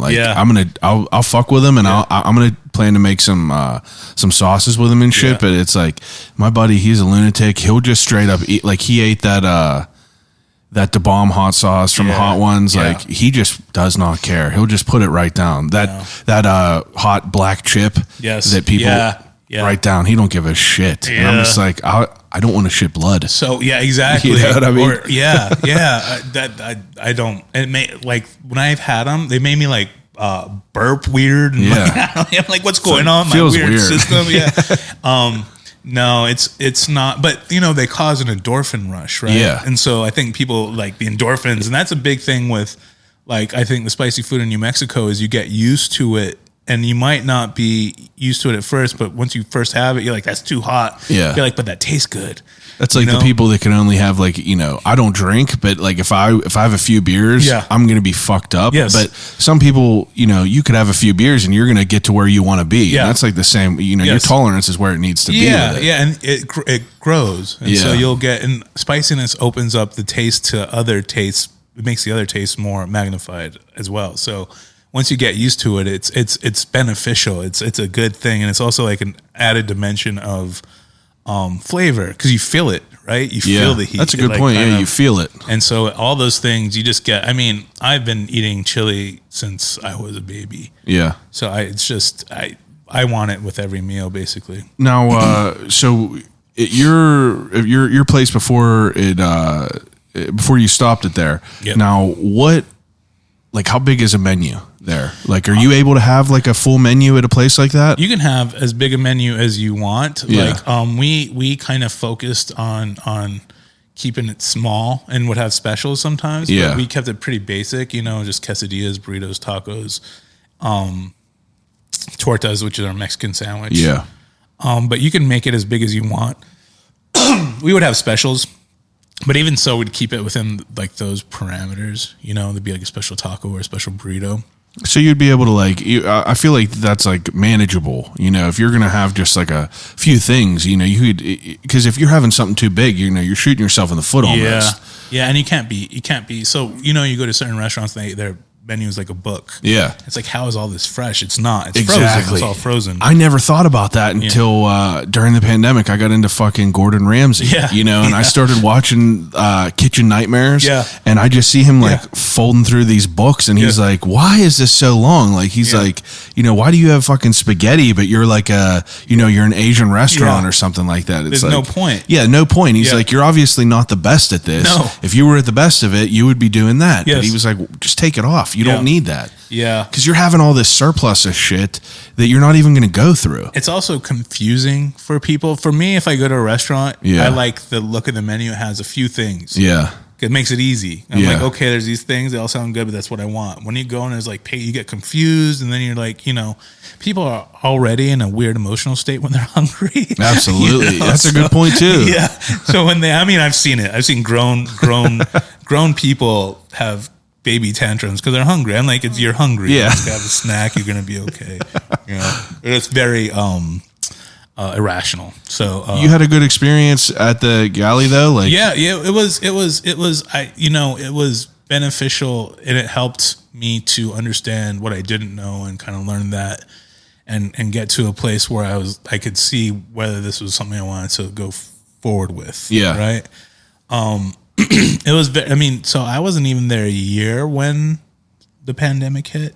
yeah. So that was obviously very unusual, right? So that definitely made it kind of like, do I want to go forward with this, or what am I going to do at this point? Were you able to, pivot and kind of do the takeout version of everything? So it was kind of, at first they just decided for us. They were like, we had a talk and everybody's like, well, we'd like to do takeout or whatever. And then they decided as a group that they were just going to close. So they just closed for a few months. And after that, they kind of gave us, I think we opened and we did takeout for a while. And then there was dine-in. I think we went back to takeout. It was back and forth when everything reopened up at that first point. But after that, it steadily grew up until when I was out, it was getting back to as busy as it was before. Now, the brick and mortar that you're looking to open right now, is this going to be El Guapo? Yeah. Mm-hmm. Okay. Yeah, absolutely. It's going to be the same thing. Yes. Okay. Yeah. So that's cool. I mean, like, I feel like as someone who, from an outsider's point of view, if you have this place in the galley and then you create a restaurant, it's obviously going well. Yeah. You know what I mean? Yeah. It's like you had a good response from it. Now, with your own brick and mortar, do you expand your menu, or is it still going to be a little bit, The menu will be expanded a bit. Mm-hmm. It's not going to be, so there's like some things we want to do that are going to be fun, that are going to be a little bit more, not elaborate, but it's going to be different. A little bit extra. A little bit extra. Yeah. But our kitchen will be bigger. Yeah, more opportunity. So we'll to be do able to some cool have, shit. there's certain things that are New Mexican dishes that we weren't able to do before because we didn't have the space. And at Galley also, you kind of, you can't have certain dishes that are other people's kind of main dish, right? Oh, I get what you're saying. So if there's a noodle place, you can't sell noodles. So and not that we'd sell noodles, but someone else is doing burgers, you can't do burgers. But there's like green chili cheeseburger is one of the best things in the world. A New Mexico green chili cheeseburger. Yeah, I would love that. It's so good. It's so good. It's green chili is amazing. I love a green chili. Yeah. And we roast it. So what we do is we roast it and then peel it and then chop it up with a little bit of garlic and salt. And you char it. Yeah, and then you peel off the things, and then you chop it up with some garlic. Where are you getting your ingredients from? New Mexico. So you're getting shit shipped up here? Yes. Yeah, the chilies have to be. That has to be. It has to. That it's not New Mexican food if you don't have that. You just can't. That in good conscience, even like that's not. Now, what about like your the tortillas and stuff? Those are just, we buy them. We buy them from Restaurant Depot. They're nothing. They're just regular tortillas. We wanted to make our own. We did our own corn tortillas in the beginning. Yeah. But it got too, like, the space and the storage, and we couldn't do it. We'll do that at the new restaurant for the tacos. Yeah. Some tacos are better with the store-bought corn tortillas than the I fresh corn tortillas. prefer a flour tortilla. Yeah. Crucify me, whatever. No, my wife, yeah. she thinks that I'm shitty. No, that's common. The parts of Mexico, they use flour tortillas too. It's not uncommon. I just like that they're not fragile. Flour tortilla is a little bit more durable. Yeah. But obviously the taste is different. It's all about it sticking together for me. It's why I don't like a hard shell taco. Yeah. It's like I don't want to fucking bite it and it just falls into a taco salad. But it's interesting because I don't know, like I had Wake Up Pittsburgh, you know who that is? He does all the breakfast sandwiches. He he uses Reina's. Rain. Oh Yep. my god! And Yep. like I could tell, my boss put me on Reina's, Yeah. and I could tell a difference with that. They're delicious. And it's cool to be able to like before I would have never even like thought about that shit, but Yeah. it's just cool to like be able to tell the difference and like Yes. be able to like see it. I got put on to, I was in there and I bought some Valentina hot sauce, Yeah. and it's like I felt like I did myself a disservice that I came into that so late. Yeah. I waited Oh, yeah. 30 years to have it. Valentina's and delicious. now I just, that's every day for me. Yeah. And it's cool that there's all different kinds of shit around Get here. the Valentina black label. Yeah, Oh, you already know I spicy got one. it. I got the yellow and the black Yeah. upstairs. Exactly. And then you're like, this is a 70 cents for a whole bottle of this? Yeah, Like, yeah. whoa, it can't be better than this. Yeah. You know what I mean? No, I like their flour tortillas. We want to make our own flour tortillas for the burritos, but our homemade tortillas in New Mexico are different. So the recipes I have, they're not quite as big. Yeah. And they're not pliable. They're kind of more you eat them kind of, they're more homey, and they're not, so Yeah. it's not suited to make big burritos like that. Yeah. So that's It's kind of something understandable. we're working on. Yeah. It's now for you to open this spot, like do you have an idea where you're opening this, when, where? Yeah. So we're negotiating the lease, or we're waiting to get the lease from the landlord. We've been kind of working on it since before I was out of Galley. Yeah. And so the place we're looking at is on the East End. Okay. I'll say that. So it was an old restaurant. It was not old restaurant, but it was a restaurant before. Yeah. So it's kind of turnkey because they have the hoods. They have like the major, The things you need. the things that take the longest to Yeah. get put in. So we'd like to be open before the end of the summer. So hopefully in August. Oh, wow. That quick, huh? Yeah, it depends on a lot of things. Yeah, if right? everything- we have to get permits, everything goes. We're still waiting to get that lease from the landlord, so we'll see. That's not a done deal yet, but there's a couple other things that are kind of we have going on that will happen that haven't been finalized yet. But we might have a location in the south side, That's what's up. but that's a whole other kind of Ball of thing. wax. Yeah, it's a whole other deal. So what's like, what's like your biggest, besides for, the leases and everything like that, what's like your biggest obstacle going from like a smaller place in Galley to your own brick and mortar? Like the things that pop into my head that like give me anxiety just thinking about is like the environment of the restaurant. You know what I mean? Yeah. It's like you seem to be someone who wants to stick with an authentic type environment. Like you're obviously not going to put a fucking, Chevy truck bed in there or some shit. Yeah. Something ridiculous. But, is that something that's super... Oh yeah. I mean, that's kind of that particular aspect is super fun. And I look forward to that, kind of creating the vibe and just the way it looks and being able to play the music we want and having control of all that stuff is very exciting. That doesn't cause me anxiety. I don't, I guess honestly, when I was at Galley in the beginning, like I was saying, everything that could go wrong did go wrong. Yes. So I'm not going to say that there's nothing, but I at this point, it's like I'll You be got able to some. deal You're with ready it. for battle. Yeah. You know what I mean? Yeah, I You're saw some scarred up, shit. calloused. Yeah. You're ready to go. And I'm, by no means have as much experience as a lot of these restaurant tours, but I definitely got like in the beginning, it seemed like I had one of my employees burned by one of the other employees with grease, and that was interesting, Yeah. and it was pretty funny. I mean,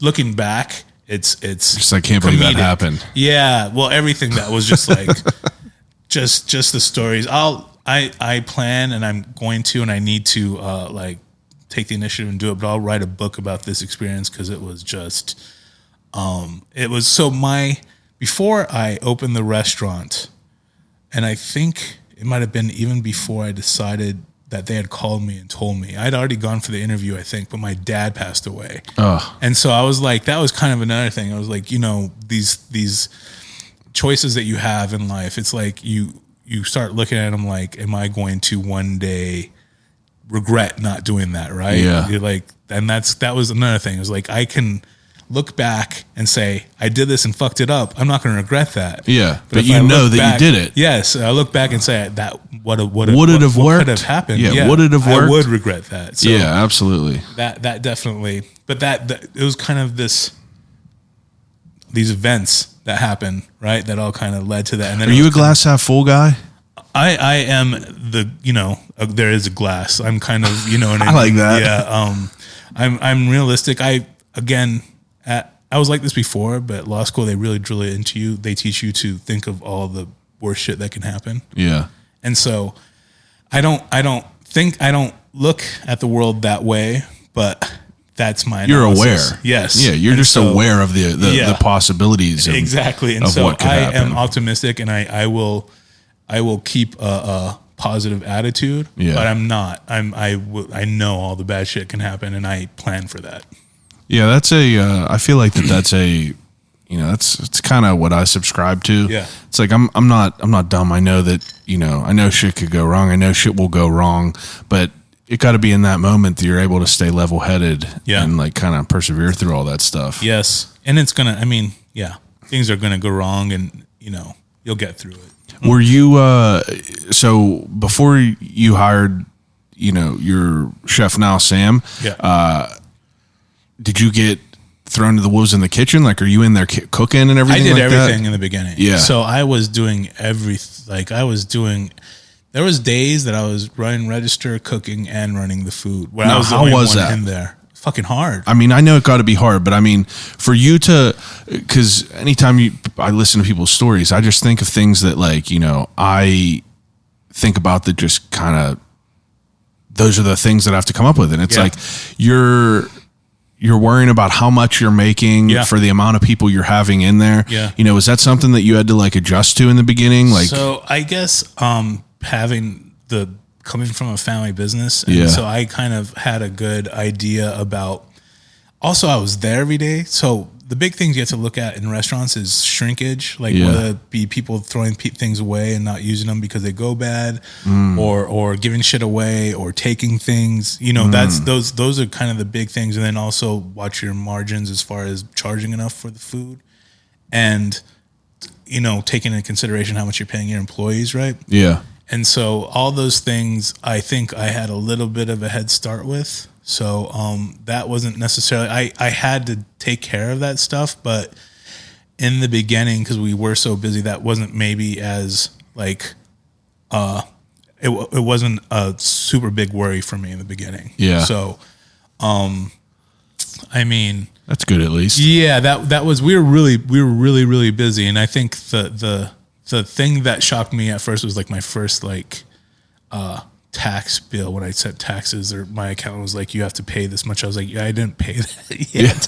And you're like, no. And it's like, this is a shitload of money. I was like, shit, am I going to have enough money in my account? And I did, but I was like, okay, so just take that money out right away. Yeah, it's like next year, take out about 30%. Just take it out as it goes. That way I don't, because I was like, the way you're not sick at the end, where you're like, oh my god, I owe that much money. And I was like, do I have that much? I have friends that are freelance hair makeup and things like that, and it's just like, God, it's crazy to even think about that. Yeah, so that was kind of that was on my mind a lot. I guess in the beginning, I was working so much, and I was just white knuckling. I was just trying to do it. Yeah. I mean, there was days keeping your head above water. We were so busy, and I had such a ragtag group of people that it was just ridiculous. Endless adventures. It was ridiculous. And I mean, yes. There was days where I was just like, I don't know how we're gonna. Well, now, what's your family think when all this is going on? Does your wife think you're crazy at this point? It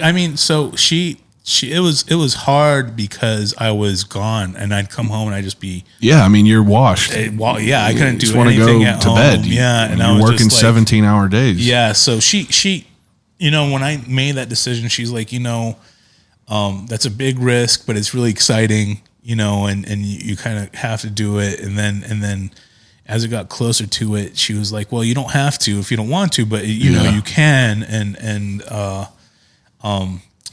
she kind of gave me the permission in the beginning, because I would call her or text her and be like at my wit's end. Like, Yeah. I don't think I can do this. Like this guy, I just lost 2 employees because one burnt both of them. So that's 2 employees that I'm down. The other employee didn't show up today because he was arrested. You know, this other person that I do have is like, will only work their like 8 hours. They would never work overtime. They just would not. And it was fine. That was like the agreement. So it was fine, but he wasn't going to like, you know, so there was days where I was like so overwhelmed and just at my wit's end. And she would be like, you know, if it were me, I wouldn't be able to do that. I would have already folded. And I feel like that she was kind of giving me permission to be like, okay with, okay, I can walk away. If you can't do this, it's all right. Yeah. That you don't seem like that type of person. No. Until you exhaust every opportunity to. I mean, I wouldn't, you know, but it definitely, there was some days where I was like, I just don't know how this is going to go down. I mean, it seems to be going pretty well. I finished that burrito, and I mean, it really is great. Thank you. I'm excited to hear what she thinks about it too. Yeah. It's definitely good food. Yeah. The food's good, and it's authentic, and it's different. And we have a good, we have a good kind of like vibe that the people involved, you know, everybody that I work with, and all of us together. And so I think it's something people want to see, you know, want to come experience. For I mean, again, to be living in this like world now where, you know, you constantly get like, you know, the chain tacos, open it up and open it up and open it up. It's like, is that like not necessarily intimidating, but is that a bother for you at some point, or is it kind of like, you know, fuel to your fire? Like, you know, it doesn't. I mean, none of them. It just makes us look better. Yeah, you know what I mean? Because I think people can sense authenticity, and 1,000,000%. We're not here to appeal to the people who want the Americanized, that's not leveled up version of Taco Bell, and that's good. They can go there. Yeah, they can go to those places, you know. But that's not what we're gonna do. And you know, I mean, my friends in New Mexico who like look at my Instagram and look at my pictures of my food, they're like, we need to go to Pittsburgh now to get New Mexican food. Yeah, and you know, I've had people from New Mexico, and they come and say your food is better here. That's what I was going to ask. You've had experiences where people, because you know, that's one of the things that I was so curious about with Matt at Streets on Carson, because he's having his menu. Have you been there? Yes. So his menu is obviously from all over the world. Diverse, yeah. And I'm like, you know, you're a white dude from Beaver. You know what I mean? So how could you keep that honor while you're making these? Because I mean, he markets it as street food from around the world, and those street foods are the foods that everyone is making the best that they can, that they've gotten recipes from their grandparents that have been in there forever. How can you do that and still keep the honor in it? And like, are you able to do that? Yeah. And he was telling me that he's had people from like all different parts of the world that have come in, and they say like, you know, this is the way to do it. Yes. You've had, you know, that type of feedback. Oh yeah. Yeah. So, I mean, these recipes also go back for my, like they're, so it's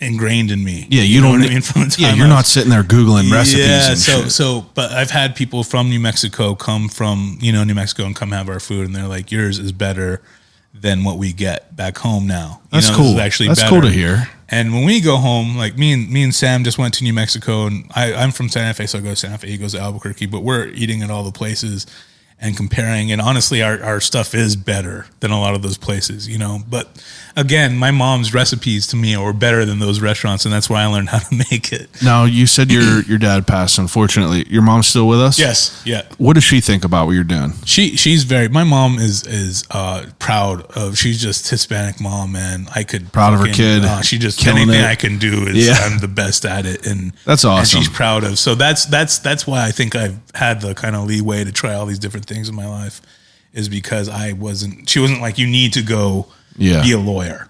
You know, my dad was a lawyer. I don't think he was also a musician. He was also an actor. Yeah. You know what I mean? He had a lot of interests, but he went to law school, and he got out of law school. He's like, oh, I guess I got to be a lawyer now. You know what I mean? So, anything I do, my parents are proud of. You know, when I was DJing and in clubs, they were super proud of that. You know, it's a blessing to have that. Yeah, you know, my parents are the same way. Yeah, but it's like I see other people's parents that are just like, you know, it's exhausting to think about that because I know that I have people to lean on. Yeah, and like I know I have that support system, and like, you know, I'm lucky enough to have a wife that's the same way. Yeah, and I don't know. It's so, I feel like I'm so far removed from that other reality of people that are just like doing this themselves. And it's like, you know, they're just out here getting it themselves. And if it doesn't work, they don't have no one else. Yeah. And I mean, I feel like both stories are cool, but it's fortunate whenever you could hear that. So lucky. You know, no matter what, you know, my parents are rooting for me. Yeah. Yeah. They were like that. I mean, always, you know, they've always been that way. They've never said you need to do this or you need hell to yeah. do If your mom front you to get some kickwear or whatever. Let me buy kickwear and fresh drive. Yeah. And I was dope. Selling clothes out of the trunk. Yeah. That's super cool. Random kids coming to my bedroom to buy clothing. I had my whole school wearing that shit. That's dope. Yeah. That's a really cool story. I mean, it's cool because, you know, it sounds like it's, you know, you had this whole crazy life, but it's also just starting again. You know, you're about to have your own spot. You know, that's exciting. Yeah. You know, it's real exciting. Yeah. I think that in my life, as much as I can see, you know, I can't plan or know what's going to happen. I can't see the future, but I'll always kind of like, I'll be doing something I'm interested in. And if I want to do something, I will probably try to do it. You know, I'll find a way to try to do it. Yeah. And that's just, again, and be the best at it. Yeah. And just try to do it well as I can. And again, you know, I'm not like, I don't know, I'm not an overachiever or anything like that, but you know, life is shorter than you think it is. So it's just like, if I want to try something, I'm going to try it. And I fuck it up, it's okay. I don't mind being embarrassed or fucking it up. It's like, I don't care at all. I'm out here and just trying to make some shit happen. Yeah. Just do it for, you know, do it to do it and try to do it well. So yeah, that's, I don't know. Shit. I don't know. It might be in 10 years, I might be trying to, you know, fucking, I don't fucking know. Yeah. Yacht who knows or some where shit. it is? Who knows? I don't know. Join cross country yachting. I don't know. You know, I don't know. Who knows? What's the goal now besides for opening? Like what do you do for fun whenever you're not, you know, consumed by the restaurant? That's kind of, I want to get back to, so when I used to DJ, I DJed professionally for a long time. And I started DJing because I loved music so much. Yeah. And was so enthusiastic about it. But then I became a professional club DJ and I kind of just, it became your job. Work. Yeah. And I didn't, but I still enjoy music and finding avenues for my creativity through that. So I think now that I'm able to kind of have free time and do something in it, I think I'm going to, I always told myself when I was DJing that my next thing in music would be to learn how to like make my own music, basically. Yeah. Like, you play an instrument? No, I know how to program drums and use a sampler. So it'll probably be more of that type. Pretty much, the same thing. I mean, you can make some shit happen with it. Yes, yeah. So that, and again, that'll be just for my fun, for having fun and something. That's what you need to have. You need to have some sort of creative outlet. Yeah. You know what I mean? Yeah. Like this thing is fun. Like the podcast for me is fun, but it's also still, you know, work. Yeah. It's still work. Yes. Yeah. You know what I mean? Even though I love it and even though it's, you know, this is a passion, but it's still, I still have to have a hobby. Like I bought a fucking bow and arrow. I shoot that sometimes. I'm trying to garden. I got bird feeders, a dog. You know, I just got to keep myself like, I keep jumping from lily pads, you know what I mean? Because if I'm standing on one for too long, I'm going to sink, you know? So I just jump back and forth, just to try to keep it interesting. Keep it interesting. Yeah. People, like, I have friends that are just dying every day, just dumbass shit, you know, and you're just like, this is wild. And I've never been someone who's like, you know, when you're young 20s, you're like, nothing is ever going to happen, you know, but I turned 30 and I swear I became more in touch with my mortality. Yeah. And I'm just like, geez. That's like about when 30 like years I did old. too. Yeah. I mean, because you know, they always say when you're young, you don't think you're ever going to die. And I don't think that's not true, but that's not as it's not close. It's not close to you in your mind. If you're like 20, you're like, oh, I got 40, 50 years, Yeah. before I'm even worried about it. Yeah, but it's like you're 30 life. and now I just turned 31 like a week ago. I'm just like, I'm about to be 40. And then those 10 years go by and it's crazy. 'Cause I look back at when I look back in my life and I'm like all these different kind of like lifetimes. But at the same time, it seems like it's all so quick. So quick, yeah. Well, if you think about it, if you're 10 years old, okay, you remember whenever you still believed in Santa Claus or whatever, it's like, you're super young. You might be like 8 or something like that. Yeah. I remember sitting there thinking, going to bed and like being so excited that I could not sleep. Yeah. And I remember thinking like, if you're 8 years old, like a year was just so crazy because the fraction of your life, you were 1/8. Yes. A year was 1/8. Yeah. Now it's 1/31st. Yeah. For you, 1/42nd. Yeah. You know what I mean? The fraction keeps getting smaller and smaller. So it's just like, that period of time just, it seems like you're shrinking. Yes. But I don't know. That's the only time I ever really get overwhelmed. Yeah. I swear I've developed anxiety in the past like 4 years just because of like FOMO. Yeah. Like I feel like people are working harder and that's what like lights a fire under me where I'm just like, all right, I got to keep this going. It's like some days I don't even want to talk to people. Yeah. Even if I have an interview scheduled, it's like some days I'm just like, God, this is a job right now. Yeah. But 99% of the time I'm like, fuck yeah. Like this is going to be so great. And always whenever I end up sitting down talking to someone, I'm always pumped about it. Yeah. But it's like, you get that negative aspect in some ways, whether you like, whenever you're doing whatever you love. Yeah, absolutely. I mean, I think that's with everything. It's normal. It's just normal. Yeah. I know, I guess. So again, at law school, there's real type A people, right? That are just never fucking turn off. And they, what drives them, it's like that type you're talking about, like you're not working hard enough, but what drives them is that they always have to be the best. Yeah. And that's a shitty fucking life. Yeah. I've never been like that. That's why in the law profession, there's so many, like alcohol abuse and drug abuse is so bad is because you're never good enough. Yeah. And that's a horrible feeling to feel that way, to be like, you can never get to that level. There's nothing you can do. Yeah.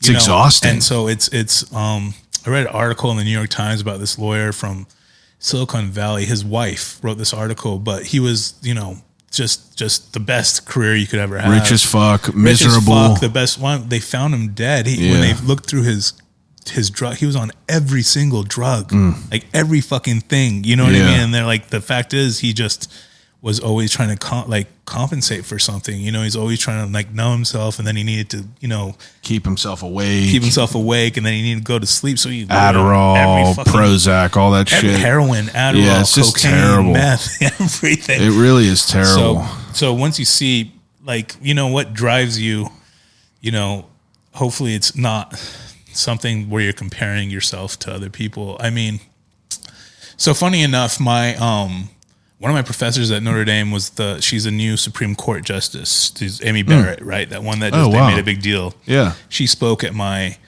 commencement, right? And she whatever your feelings about her, her politics, I don't agree with, whatever. But her in her commencement commencement speech, she had this thing about it's this quote, and it's like the comparison is a thief of joy.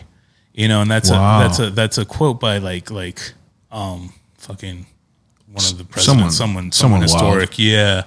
But it's true. Once you start comparing yourself to other people of what what your perception is, you don't value what you cultivated. And you're not able to enjoy it. You're not present. You're over there. Your mind is somewhere else, Wow. So, and I mean, I always think about that because it's natural. I look at my law school, the people I went to law school with, and they're like partner at their firm now. You know what I mean? I'm like, God, what the fuck have I been doing? Yeah. You know what I mean? And so it doesn't matter who you are. There's him. He's probably like, one of my other classmates is a Supreme Court clerk. Yeah, like, I mean, you're never going to get to that level. And the Supreme Court clerk, they, maybe they're it's a mirage. Jealous of the guy who just got married to someone, so. Exactly. Yeah. The person who is the best lawyer might be mad that they don't have a family. Yes. You know what I mean? Yeah. It's just like. There's always something you can be, if you're comparing yourself that way, you're never going to be happy. So. Amen. Yeah. That's heavy shit. Yeah. That's it's the truth though. It's interesting to hear your story and how you kind of navigated through it, you know, from being a DJ to, you know, working in law to now, you know, hustling these fire ass burritos, dude. Like I'm pumped about it. It's I think that you have a cool story for sure. You seem to be someone who is like, I don't know, I feel that I don't know, in this world now, there's so much negativity. Yeah. And it's just like, it's so like, it feels like you're wearing a fucking weighted blanket. Like if you go on Facebook, anything like that, it's just, there's so much bad news. And it's like refreshing to hear someone who understands the possibilities, whether they be positive or negative, and understand that, you know, I just talked to someone the other day. He's a black belt in jiu-jitsu. Yeah. He said the period of time, it's like you either run towards it or you run away from it. Yeah. And I don't know, that's really just been sticking in my mind. And it's cool to be able to, like, you know, I'm aware of all the bad shit that could happen. Yeah. But I'm also like kind of prepared for it, where I feel like if it does happen, I've kind of, you know, put myself into a place where I mentally could like deal with it. Yeah. You know what I mean? Cause you see these people that, like, you know, their whole lives fold at one drop of a hat. If I lost my job right now, I would be making some shit happen. You know what I mean? I'll send you, I just, read Gucci Mane's biography. Read it. You read it? Yeah. I read it. That shit was awesome. It was actually so good. Yeah. I bought it just because of the cover art. Yeah. And how sick his hand was all iced out. I was like, this is a book from Gucci Mane. Like, it can't be anything crazy, but I remember reading it and I was like, this is fucking dope. Yeah. But all the shit he went through to get where he was like, he did so well, and it happened like 8 times. Oh yeah. You know, where he was like doing the best. So discouraging. And then just fucking fucked everything and up. now look at him. He's like, but there's a conspiracy theory that they say that's a clone because he's doing so well. Yeah. After he came out. Because like, if you look at him in that ATL freestyle where he's just wearing them red pants and he's fat and he has no shirt on, you're just like, this is what he looks like now? Yeah, it doesn't look the same. Don't look the same. It looks completely, it's crazy. I'm pumped for him, though. Yeah. You know, like, it's cool to see that. It's cool to see that, like, people that, like, you know, persevere through all that bullshit. You got to get through the mud. Like, people will hit me up and be like, so how do I do this with the podcast? And I tell everyone all the time, I'll tell you every bit of material, every bit of equipment I have. I'll do whatever you want me to do to help you. But it's all going to be about the time you put into it. And it's all going to be about, like, you know, how you work it. Yes. You know what I mean? Being resilient is important. And I think the biggest, resiliency is everything. Yeah. And you know, I think some people, I don't think anybody, it's just normal. It's something you have to work at and have to go through stuff to be resilient. You have to have something to be resilient for. Fuck yeah. But, you know, the most successful people are the most resilient people, you know, because it's not that they always had, like, everything went right for them. It was just that when it went wrong, they kept it going. Trying, even if you just... It's like, you ever see that picture of Bezos with just Amazon written on the wall? And you're like, Jeff Bezos is a piece of shit. But like, that's fucking dope. That like gives me chills to see that. Yeah, it's crazy. And it's like, people will ask about this, you know, like about the podcast. And I'm like, bro, the first year and a half, I'm getting like 10, 20 listens to an episode. Yeah. And it's just like, it's easy to let that, like, you know, infect your mind and be like, well, no one's listening anyway. So like, why keep doing this? Yeah. But, you know, here I am like 3.5 years later and I'm like, let's fucking get it. Yeah. It's like Turner's Tea I've been drinking my whole entire life. And now they fucking sponsor the podcast. Awesome. I'm like, let's go. Sponsorship. You know, it just makes me happy to talk to people who like kind of have that same, like, go get it. Like, let's get it. Yeah. Yeah. And there's going to be, like you said, there's going to be, you know, barricades or barriers or whatever. Yeah. Shit's gonna go run towards it or run away from it. Yeah, exactly. I'm fucking running towards it. Yeah. Yeah, exactly. All right. I think we had a great conversation about your life. I feel like I could talk to you. You know, you're welcome back whenever you want. Word. But I have an ending segment that I do with everyone. It's called Desert Island Questions. Let's do this. So, Desert Island Questions is an ending segment that I give each of my guests. I give each guest 3 categories to take with them until starve to death, you know, however you die on a desert island. Yeah. But first category, 3 things to watch. So, it's like Tom Hanks and Castaway. Yeah. And you get a little TV and you got a DVD player and you get to pick 3 DVDs. Oh shit. Okay. Big Lebowski. So good. Let me ask you a question. My brother just called me today before you came here and he was like, is Jeff Lebowski, is that Jeff Bridges or is he really the rich guy or is there another Jeff Lebowski? I was like, there's another one.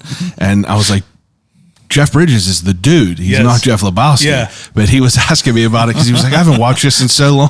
Yeah. Did you watch The Jesus or whatever it was called? I didn't watch it because I didn't want to ruin it. I had a feeling it wasn't going to be good. It wasn't going to be, even though I love, the fuck's his name? Because it's not Hank Azaria. No, not Hank Azaria, but that guy. Yeah. I love him, but I probably won't watch that. No, I didn't watch that. So, Big Lebowski. Jeez. What else? That's hard. So it can't be like an anthology. It has to be like I'll give you an anthology. Okay. So probably Mr. Show with Bob and David anthology. Mr. Show with Bob and David. It What's was that? It was a sketch comedy show with Bob Odenkirk and it used to be on HBO. Yeah, long. It's old, right? Funny. Yeah, it's old. I've heard about it. I've never watched any of them. They're pretty funny, and the humor is Bob Odenkirk, a gangster. Yeah, he's a man. He really is. Yeah, Saul. Were you Breaking Bad fan? Oh yeah, I love that. I feel like I even like Better Call Saul more than Breaking Bad. Yes, I'm only a couple seasons in, but it's such a. I remember thinking I got to Breaking Bad late. Yeah, I watched the full series just last year, and I was like, man, I think Better Call Saul will probably be boring as fuck, but it was actually dope. Yeah, the character is awesome. Yeah, he's really cool. It's not. It's not as dark as Breaking Bad. Yeah, it's definitely not as dark. Yeah, Are you familiar with Snowfall? I am, but I haven't watched it yet. Honestly, I didn't think I could ever like a show like that more than Breaking Bad, but I think I do. Snowfall. It's so worth it. Watch that. Yeah, it is so worth it. We watched the first episode, but we just didn't watch the second one for some reason. I'm telling you, it's worth it. Yeah. It's a good one. I ripped through all three seasons in like week and a half. Definitely watch that. I'm currently into The Sopranos right now, though. I never watched it the first time. The first time around, that's another one I need to. And the good thing is so many seasons. Well, the thing is like everyone, I ask people these Desert Island questions, and people always are talking about Sopranos. It's either like if people pick TV or anything, it's Sopranos or like Breaking Bad or Game of Thrones or some shit. Yes. And I just felt that I was missing out. That's why I started watching Seinfeld. Yeah. It's like everyone picks that, and I'm just like, what am I missing out on? Yeah. But Sopranos and Snowfall, I'm telling you, those are both dope. Watch both of those. So the third one would be so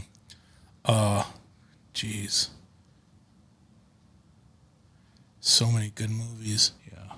Oh, I love The Wire. Fuck, The Wire is a great show. I never watched it yet. The Wire. So the first season's good. I know. People I don't gotta like the commit to second season it. so much. I gotta commit to Third it. season. I don't like the last season, but the ones that are good are so good. I know. That's what everyone said. That's another one that's like picked all the time here. Is The Wire. The Wire. I mean, so I wouldn't. Did you watch like True Detective and shit? Absolutely. First season I liked. Second season not so much. Yeah. Did you watch the third? I did, and I didn't. It was like whatever. It was whatever. I didn't really like the ending of it. Either did I. I didn't like it. I liked the first. Yeah, the first season was like probably one of the best. One of the best series of TV ever created. Yes. Yeah. It's like it was unreal, so good. Unreal. Yeah. So I have this tattoo which I got. I saw that. And it was so in that first season they have like some creepy shit ritualistic, with the horns, right? Yeah. And this tattoo has nothing to do with that. And I think I got it before, but it was so after I'm like, fuck, people are gonna think I'm a weirdo. Yeah, you're into weird shit. Which isn't at all. This is Our Lady of Lourdes, which is they have a statue of her at Notre Dame, and I used to walk home all the time through these fields, and there was like all these deer, and so I would be fucking stressed out and just like having a shitty day, and like deer would run by, and it would make me feel better. It would just always make me feel better that they're like a sign of like perseverance or something, and so they would always kind of make me feel better. So that's dope. That was kind of why I chose that. Perry Mason was dope on HBO too. I don't think I watched that. It was good. I just got HBO. I just signed up for HBO. People have told me like Euphoria was a good show. Didn't watch that. I didn't watch that Sharp Objects or anything. But I don't know. After the pandemic, it's like we both got like kind of burnt out just on watching shit. Yes. You know, like I immediately was just like, because I got laid off for like 4 months. Yeah. So I was just building puzzles and watching TV. Yeah. You know, and it was just because, I mean, you can't even go outside. We felt like I didn't know whether it was going to be a zombie apocalypse or what. No. So I'm just in my house just watching garbage. Yeah. We didn't leave. We didn't go anywhere. And I mean, like when it first started happening, I went to Restaurant Depot and bought all this shit because I was like, shit's going to go down. Yeah. And I bought like cases of water. I know.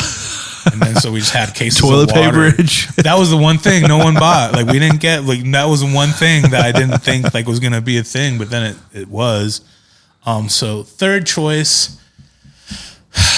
I mean, I would have to say The Office. I watch. Oh, you're a big Office fan? Oh yeah, I watch it nonstop. Me too. I watch it and I've watched it over and over. Yeah, probably like 10 times now. Yeah. Do you have Peacock to watch it? No, I think was it still on Netflix? No, they took it off. So I don't. I guess Comedy Central. You can. Watch Yeah, they it. still have it on there all the time. But I think that's where I watch The Office, it, unreal. Are you familiar with What We Do in the Shadows? Yes. Do you watch all that? Yeah, I didn't watch the show. I've seen the movie. Right? Oh, okay. Yeah.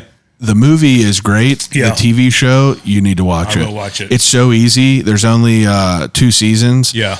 And you could rip right through them in almost literally a night. Yeah. That's why my dog's name is Nadja. That's like the female character in What We Do in the Shadows. Yeah. It's so funny. I love that. So remember Flight of the Conchords? Yeah. Which what homeboy from the movie was in Flight of the Conchords? Yeah. So that's why I watched that. I love that movie. I watched the show. That is probably like my closest comparison of like the itch that The Office scratched. Yes. Because it's a docu-series, but it's funny because it's more raunchy. Yeah. And it's like they're saying fuck and like they're getting into wild shit. Yeah. And it's just about vampires in Staten Island. So it's just like hilarious. So there's a show called People Just Do Nothing.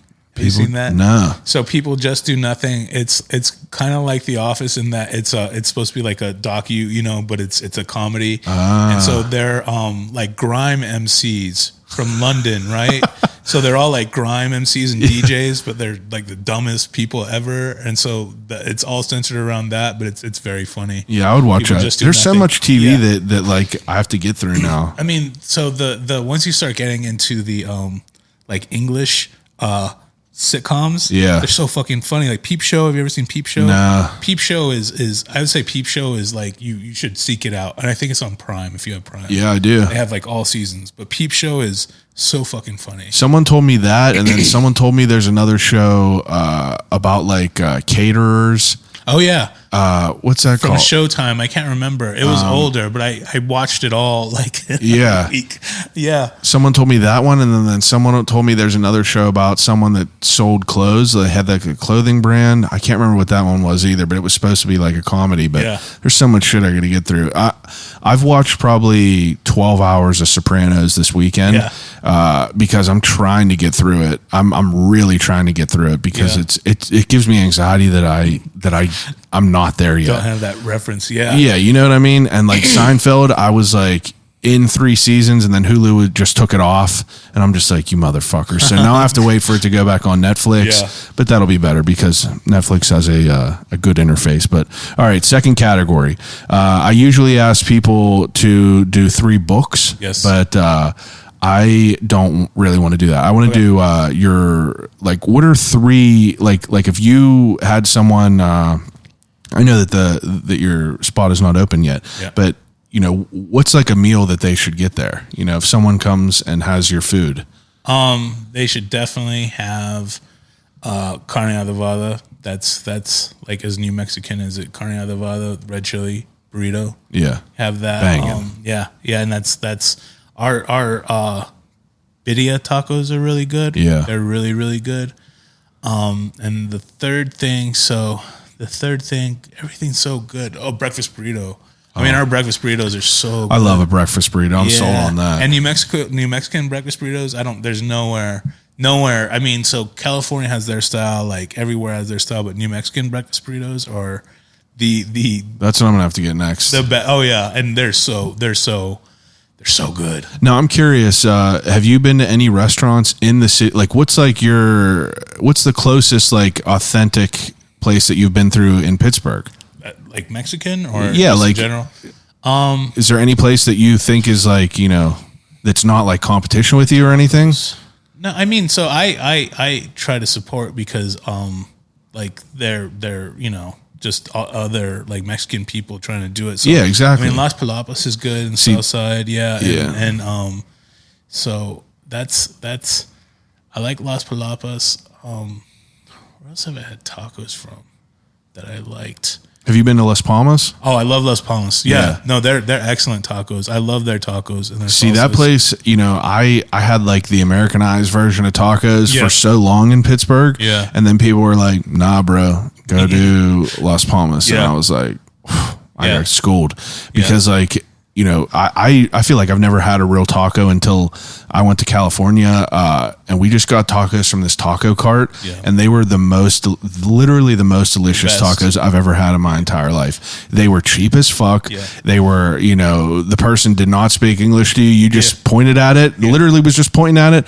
The best food I've ever had. And it's like, you got these places back here. Yeah. I get it. They're hustling. I got no hate on that, but it's just like, don't even hold a candle to a street vendor. Yeah. They don't, it's not the same. It's not the same thing. It was not the same thing at all. I was blown away by it. Yeah. I was like, this is ridiculous. Oh yeah. And it gave me a sour taste for the places back here. Yeah. Yeah. I like Las Palapas. So where else? Las Palmas are excellent. I love them.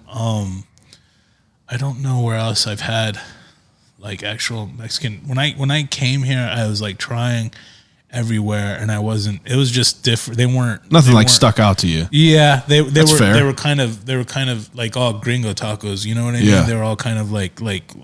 That's fair. Yeah, so those are the ones. We just found a spot right down the road here. I can't even remember the name of it, but it's just like in like this little strip mall. Yeah. Fire. Yeah. Stupid good. Yeah. Those are the best spots. Yeah. It's just like, I never heard of it. I've never seen it anywhere. My wife walked past it whenever she was at like getting like a facial or some shit. She was just like, holy shit. Yeah. And they're fire. Yeah. I'll have to plug them at some point. But okay. So third category is 3 CDs to take. So you only get to pick 3 CDs. Jesus. Okay. So, one has to be Purple Rain by Prince. Yeah. That's just a big one of the meanest guitarists of all time. Yeah, one of the best musicians all together. And I think that was one of the first like I think I bought on tape. One of the first tapes I bought with my own money. Do you ever see him perform as the Guitar Gently Weeps, that live set? No. Oh, I'm gonna send you it. Yeah. Send it. I watch that. That was when he died, I was so sad I never got to see him live, and that was like the one person that I really, really, really wanted to see live. Yeah, was Prince. I was never a huge I didn't know. It's not that I didn't like him. I was just never on his radar. And like we went to Seattle, and they have this pop museum there, and they had like an entire wing dedicated to Prince. Yeah. So we got to see all that. Got to sit on the Purple Rain bike and shit, and like see all that. And it gave me like more of an appreciation. Like my first appreciation was like the Chappelle show. Yes. And I was like, if Dave Chappelle is like, kind of fucking with Prince, he obviously respects him. Yes. So it kind of made me like start to like him. Yeah. And it was just cool to be able to see all the shit that he had, because that dude was like, he just never gave a fuck. No. And he was just out there killing it. Yeah. Wearing frilly ass shit. Yeah. He just did not care, because like he just let his talent speak. He was like a peacock. Yeah. I loved it. Lucky to be alive at the same time as him. He's just a musical genius in every way. Purple Rain's a good choice. So that would be one. Second would be, it's so hard, so many to pick from. So I'd have to pick a hip hop CD, and for the hip hop CD, it'd probably have to be Midnight Marauders by Tribe Called Quest. Yeah, I love that CD. It's been picked on here a few times. Yeah, it's a good one. And the third one, I would, Discovery by Daft Punk. Ah, okay. Yeah. That's good. I love Daft Punk, and Always loved Daft Punk. That's a good array of music. Yeah. You know, Midnight Marauders, then Prince, and then Daft Punk. You got a little bit of every vibe there. Yeah. Yeah. I mean, music is like my first, and that was, I have an insatiable quest, like thirst for music, right? Like, yeah. Like it's just, and when I was DJing, it was really bad. You're big into hip hop now? I've always been big in hip hop. Now I am still. I like whatever's like kind of out or comes out, I'll listen to. I don't have anybody I listen to. I like 21 Savage now. Are you hip to any like local Pittsburgh people? I like Fed. Oh yeah, Fed the God. Yeah, Fed the God. I like him. I like trying Jimmy. to get him on here. That'd be awesome. Yeah, I'm trying to get him on here. You probably can. Yeah, I bet I could. Yeah, you can. I could get him on here. I like Jimmy Guapo. R.I.P. R.I.P. Yeah. I love Mac Miller, of course. Yeah. Like I love Mac Miller, and it's funny because I It's a shame. wasn't really. It was so sad. That's. I'm sure you have friends that's happened with. I have family members. That's just so fucking sad. I didn't really check for Mac Miller before I lived in Pittsburgh. Like I really wasn't. So Mac Miller, when he started coming up, I go through these phases with my hip hop taste. I feel like you're a little bit old to not old. Yeah. I mean, and that's a negative connotation, but Yeah. I mean, my brother's 37. Yeah. So that gives me a basis. Like Mac Miller was way after him. You know, Yeah. he was like Bone Thugs and Harmony, Master P and shit. It's like if the only reason he would have been into Mac Miller is by like the hits. Yes. You know, but if you're a hip hop head, you're not really listening to the hits on the radio. Yeah. So when he first came out, Yeah. I was not checking for underground rap. And when he Yeah. first came out, he was underground. Yeah. And I was kind of sick of underground at that time. Because That I'd go backpack through rap my and backpack shit. rap. Yeah. Yeah. And so I'd go through these phases of like either liking like real underground backpack shit Or Drake. and then liking like Yeah. or like gangster fucking shit. Yeah. Right? I always loved gangster rap. I always have. Yeah. And at that point, I think I might have been like, I don't want to hear any of this backpack shit. Yeah. And so I just stopped checking for him. And then when I moved here, I was like, okay, like, you know, people were playing it. And then I started listening to him. I was like, I love this. I love all his music. Yeah, it's really incredible to hear everything from like, you know, kids up into circles and swimming. And I mean, it gives me chills to even think about it. I got a real dope picture of Mac Miller that's going to be going up on the wall. Justin Boyd, his photographer, Yeah. he's been on here before, but it's a shame. Yeah. Another person I feel like I'd be remiss if I didn't mention is the 58s. You ever hear them? No. So So I've seen this last week. I've Yeah. never have before this last week. And I'm going to now, but I B. White and someone named Billy John, aka Mayo. Yeah. They are two dudes from McKeesport. Honestly, some of the best music to come out Yeah. in a long time. And I grew up around them, so like I know them. But even if I did not know them, Yeah. it's like some of my favorite of all time. But Billy John unfortunately passed away the other day. Yeah. And you know, it kind of it's fucked up because when people die, you start to see how big of an impact they made on the city. Oh, yeah. And it's like, I mean, not even the city. It's like he made an impact on a lot of shit. Yeah. You know, and if you haven't I'll dove go into their right music, away, all yeah. their shit's on Dat Piff. Yeah. It's just like, it's pretty incredible that these two dudes were just from like right up the way. I don't understand how I didn't, because in people in Pittsburgh posting about him, Yeah. I was listening to the music. I was like, this is good. This isn't like bullshit. It's good. They went stupid hard. Yeah, They really it did. was really good. And I was like, how have I not heard this Billy before? John was like a super good version of like a riff raff. Yeah. Like he was a character, you know, he had sick bars. And then B. White is just like a murderer on and like they're just two white dudes that were like, you know, doing wild shit. Like Well, it was good, and it was songs were Raekwon. It was authentic. It wasn't like they weren't trying to be anything. Yeah. You know, I could see that from the. You listen to their music, you know that they came out of like McKeesport. Like they have their own sound. But it's fucked up that he passed away. But I mean, if you're into hip hop and shit like that, definitely check out the Absolutely, 58s. yeah, I will. I'll down. I yes. It's worth listening to. They got a big catalog, so you got all kinds of shit to listen to. The there. hip hop scene in Pittsburgh is actually pretty rich, right? And it goes back a long time, which I didn't really. It's weird because some people will say that hip hop is very cliquey in Pittsburgh, which is, you know, you can understand that, but everyone has their cliques here. Yes. But, you know, we definitely had in the past like 10 years, it's been pretty, I mean, even before that, but in the past 10 years, it's even been even crazy. You got like Wiz, Mac, Yep. Guapo, all these people fed, all these people jumping off. And it's pretty wild to see, you got, Pittsburgh has a pretty wild music scene. Up. Yeah. And it's like, and Pittsburgh is definitely respected, across the board from a lot of other people. Yeah. Especially with like, I mean, I'm sure you're familiar with Time Bomb and shit. Yeah. It's like Yeah, Time exactly. Bomb is like a hip hop mecca across the, the nation. Yeah. People just know about it. It's cool that we got to experience that coming up, but definitely 58s is worth checking out. Yeah. I'll download that. Forward to it. Okay. So, second or third to last question is, something called the death row meal. So, forgot to hit it. That's something called the death row meal. But death row meal is, you ever see them articles where people get put to death? They get to pick their last meal. Yeah. So you have to pick an appetizer, a main course, and a dessert. Wow. Anything you want in the world. Okay. Damn, that's so okay. Appetizer would be everything I've ever ate. Oh, appetizer would be my let's see. Everything is gonna be except it's gonna be my mom's cooking and my wife's baking. So it would be the appetizer would be my mom's chili con queso. And then the main course would be it's red chili with steak. It's cut up steak. Oh, wow. Red chili with steak, enchiladas, with a fried egg on top. A fried egg? Oh yeah, you put a fried egg on top. Wow. So we do them stacked. We don't roll them. Yeah. In Mexico, we roll them at our restaurant now because it looks better. But there we stack them.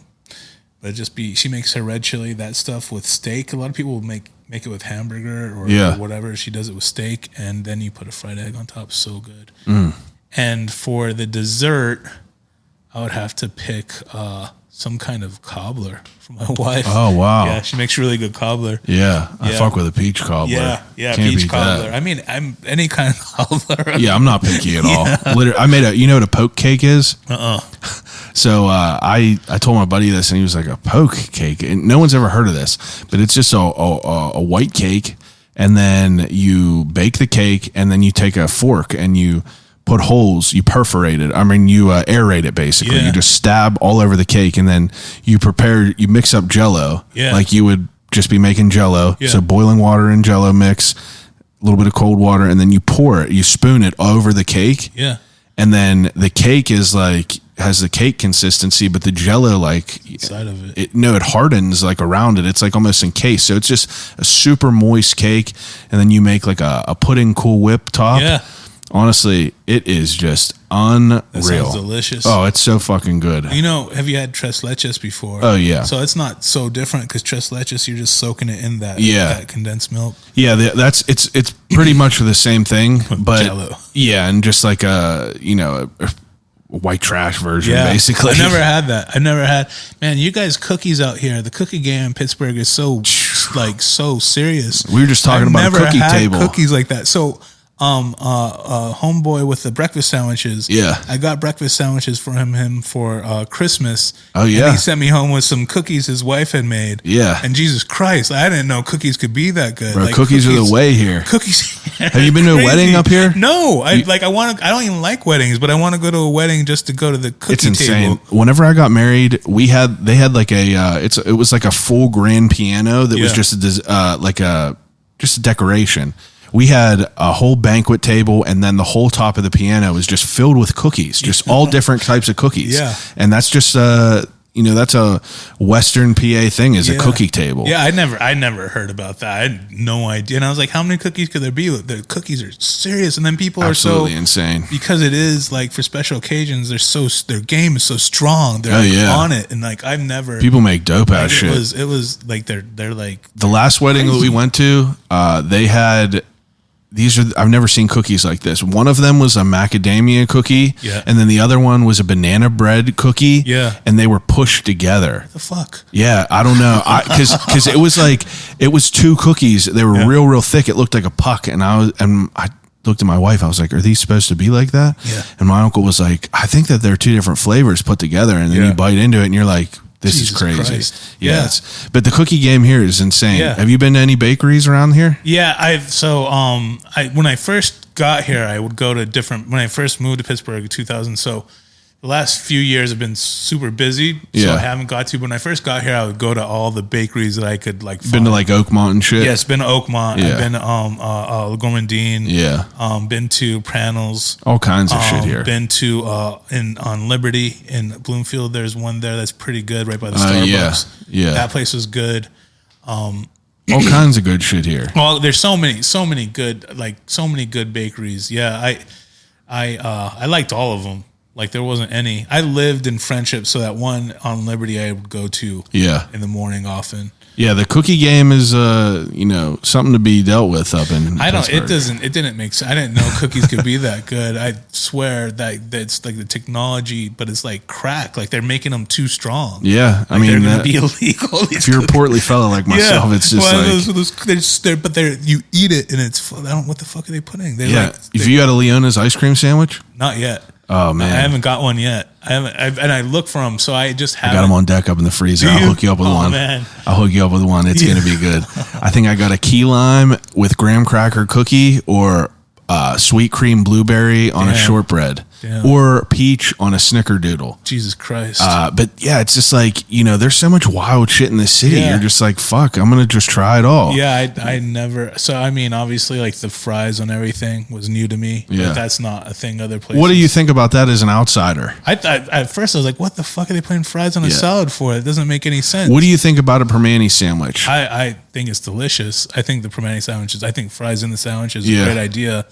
That wasn't so weird. The fries on the salad was a little bit. Yeah, that was a little bit different to me. That's so normal for us here. Yeah. It's just like I feel like I'm getting gypped if you don't get the fries on the salad. You know what I mean? I just had never seen that before. Yeah, it's understandable. Yeah, so the things that I've had here that I really didn't have other places were pierogies, which I love. We didn't have pierogies in New Mexico really. Yeah. South Bend, I think that there might have been some, but I don't think I ever had them. Yeah, pierogies here. Yeah, they're delicious, and they're you go delicious. To a church that's you go to a church during Lent. Yeah, all day. So that's the other thing that I haven't got to experience is the fish fries yet. Oh wow! Because for whatever reason during that time of year, I've always, and I think it's because it's during Lent, I've given up. I've like stopped eating super horrible. Yeah. And so like it's always that time of year where I'm like, I'm not eating fried food. Well, it's not even that. It's like you go and you get your fried food and your buttered noodles, and then they have a cookie table with just baked goods, and you're just like, oh, I mean, I'm gonna have to get a brownie and a parfait. Yeah. It's dangerous. Yeah, it's dangerous. So that is something I want to partake in. But I mean so pierogies I love, the fries on everything I love. What else is like a Pittsburgh thing for food? I mean, ketchup, potato patch fries and shit. Yeah, all that stuff is. Pittsburgh's a cool place though. There's some different shit here. Oh, when I moved here, one of the clerks at the federal court, she would keep in touch with me when I worked there, and she told me her and her husband had lived here in like the 90s or something. And she's like, we really love Pittsburgh, but it was really hard because people were so insular and they weren't like super friendly. And I was like, that's interesting. When I came here, I think people are extremely friendly, but I think also they're not. So I've learned that like in dealing with people, like when I'm with the old timers or whatever, if I'm like gruff like them, then we have like a better rapport. Yeah. You know, like it's just automatically better. It's but if you're kissing people's ass, they're not gonna. Yeah, they don't want that. But if you're talking shit back to them, that's the blue collar steel coming out of them. You know what I mean? They don't want to sugarcoat it. Yeah, but they're friendly as shit. People are super friendly and super. For sure. Yeah, I haven't necessarily experienced what she was talking about. So. All right, so the second to last question is the most revealing question that I ask on here is, I'm sponsored by Turner's Tea. I was doing something called the Turner's Crate, but I lost all the questions whenever I moved. But if you were getting ready to go on a road trip and you were going into a gas station, you were only allowed to pick one snack, what would it be? Pork rinds. Oh, really? A pork rind? Yeah. I am not a pork rind fan. My wife loves them. Yeah. I'm not a. Well, so they're weird. It's not even that they're weird. I think that they're too hard. Yeah. It's too much. They shouldn't. If you get them fresh, they shouldn't be too hard. Yeah, it's almost like a sponge, like a little bit more. Yeah, it should be structural kind of sponge. like not. This cuts your fucking mouth like a Captain Crunch. Yeah, they should. So you can get them where they're like the perfect freshness. They're not super hard like that, and they're not gonna like break your teeth when you eat them. But that's a go-to pork rinds, like spicy pork rinds. Yeah. All right, that's fair. Yeah. Okay, so the last question that I ask everyone on here is, if you could have a conversation with anyone alive or dead, who would it be and why? Oh shit! So you could pick a loved one, but if you pick a loved one, I'm going to ask you for someone who's not a loved one. Yeah. So okay, so conversation with anybody alive or dead. Who would I want to? Fuck.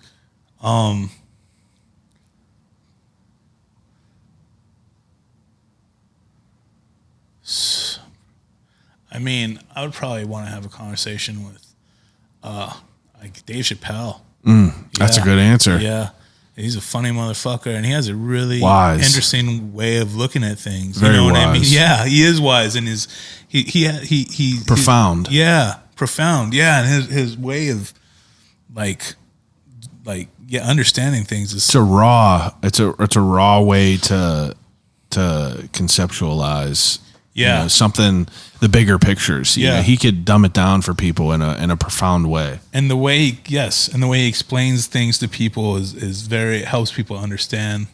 That's a good answer. Process. Yeah, I think that would probably Dude's a gangster. Yeah. Even now, like even him being like,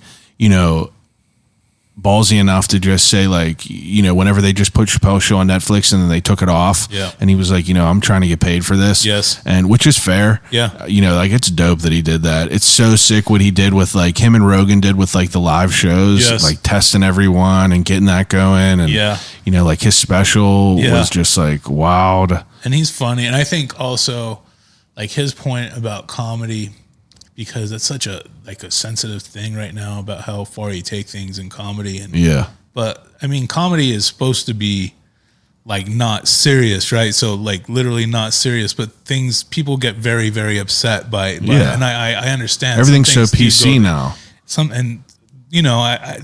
I think that's going to kind of start to step back a little bit, that PC culture, because honestly, the big dog comedians like him and like all these people, they're like, fuck you. I'm not going to deal with this, because it's like, the people who were complaining about this really are not fans of comedy. Yes. You know what I mean? Like comedy is like, what's David Brent said? Comedy is where the mind goes to tickle itself. Yeah.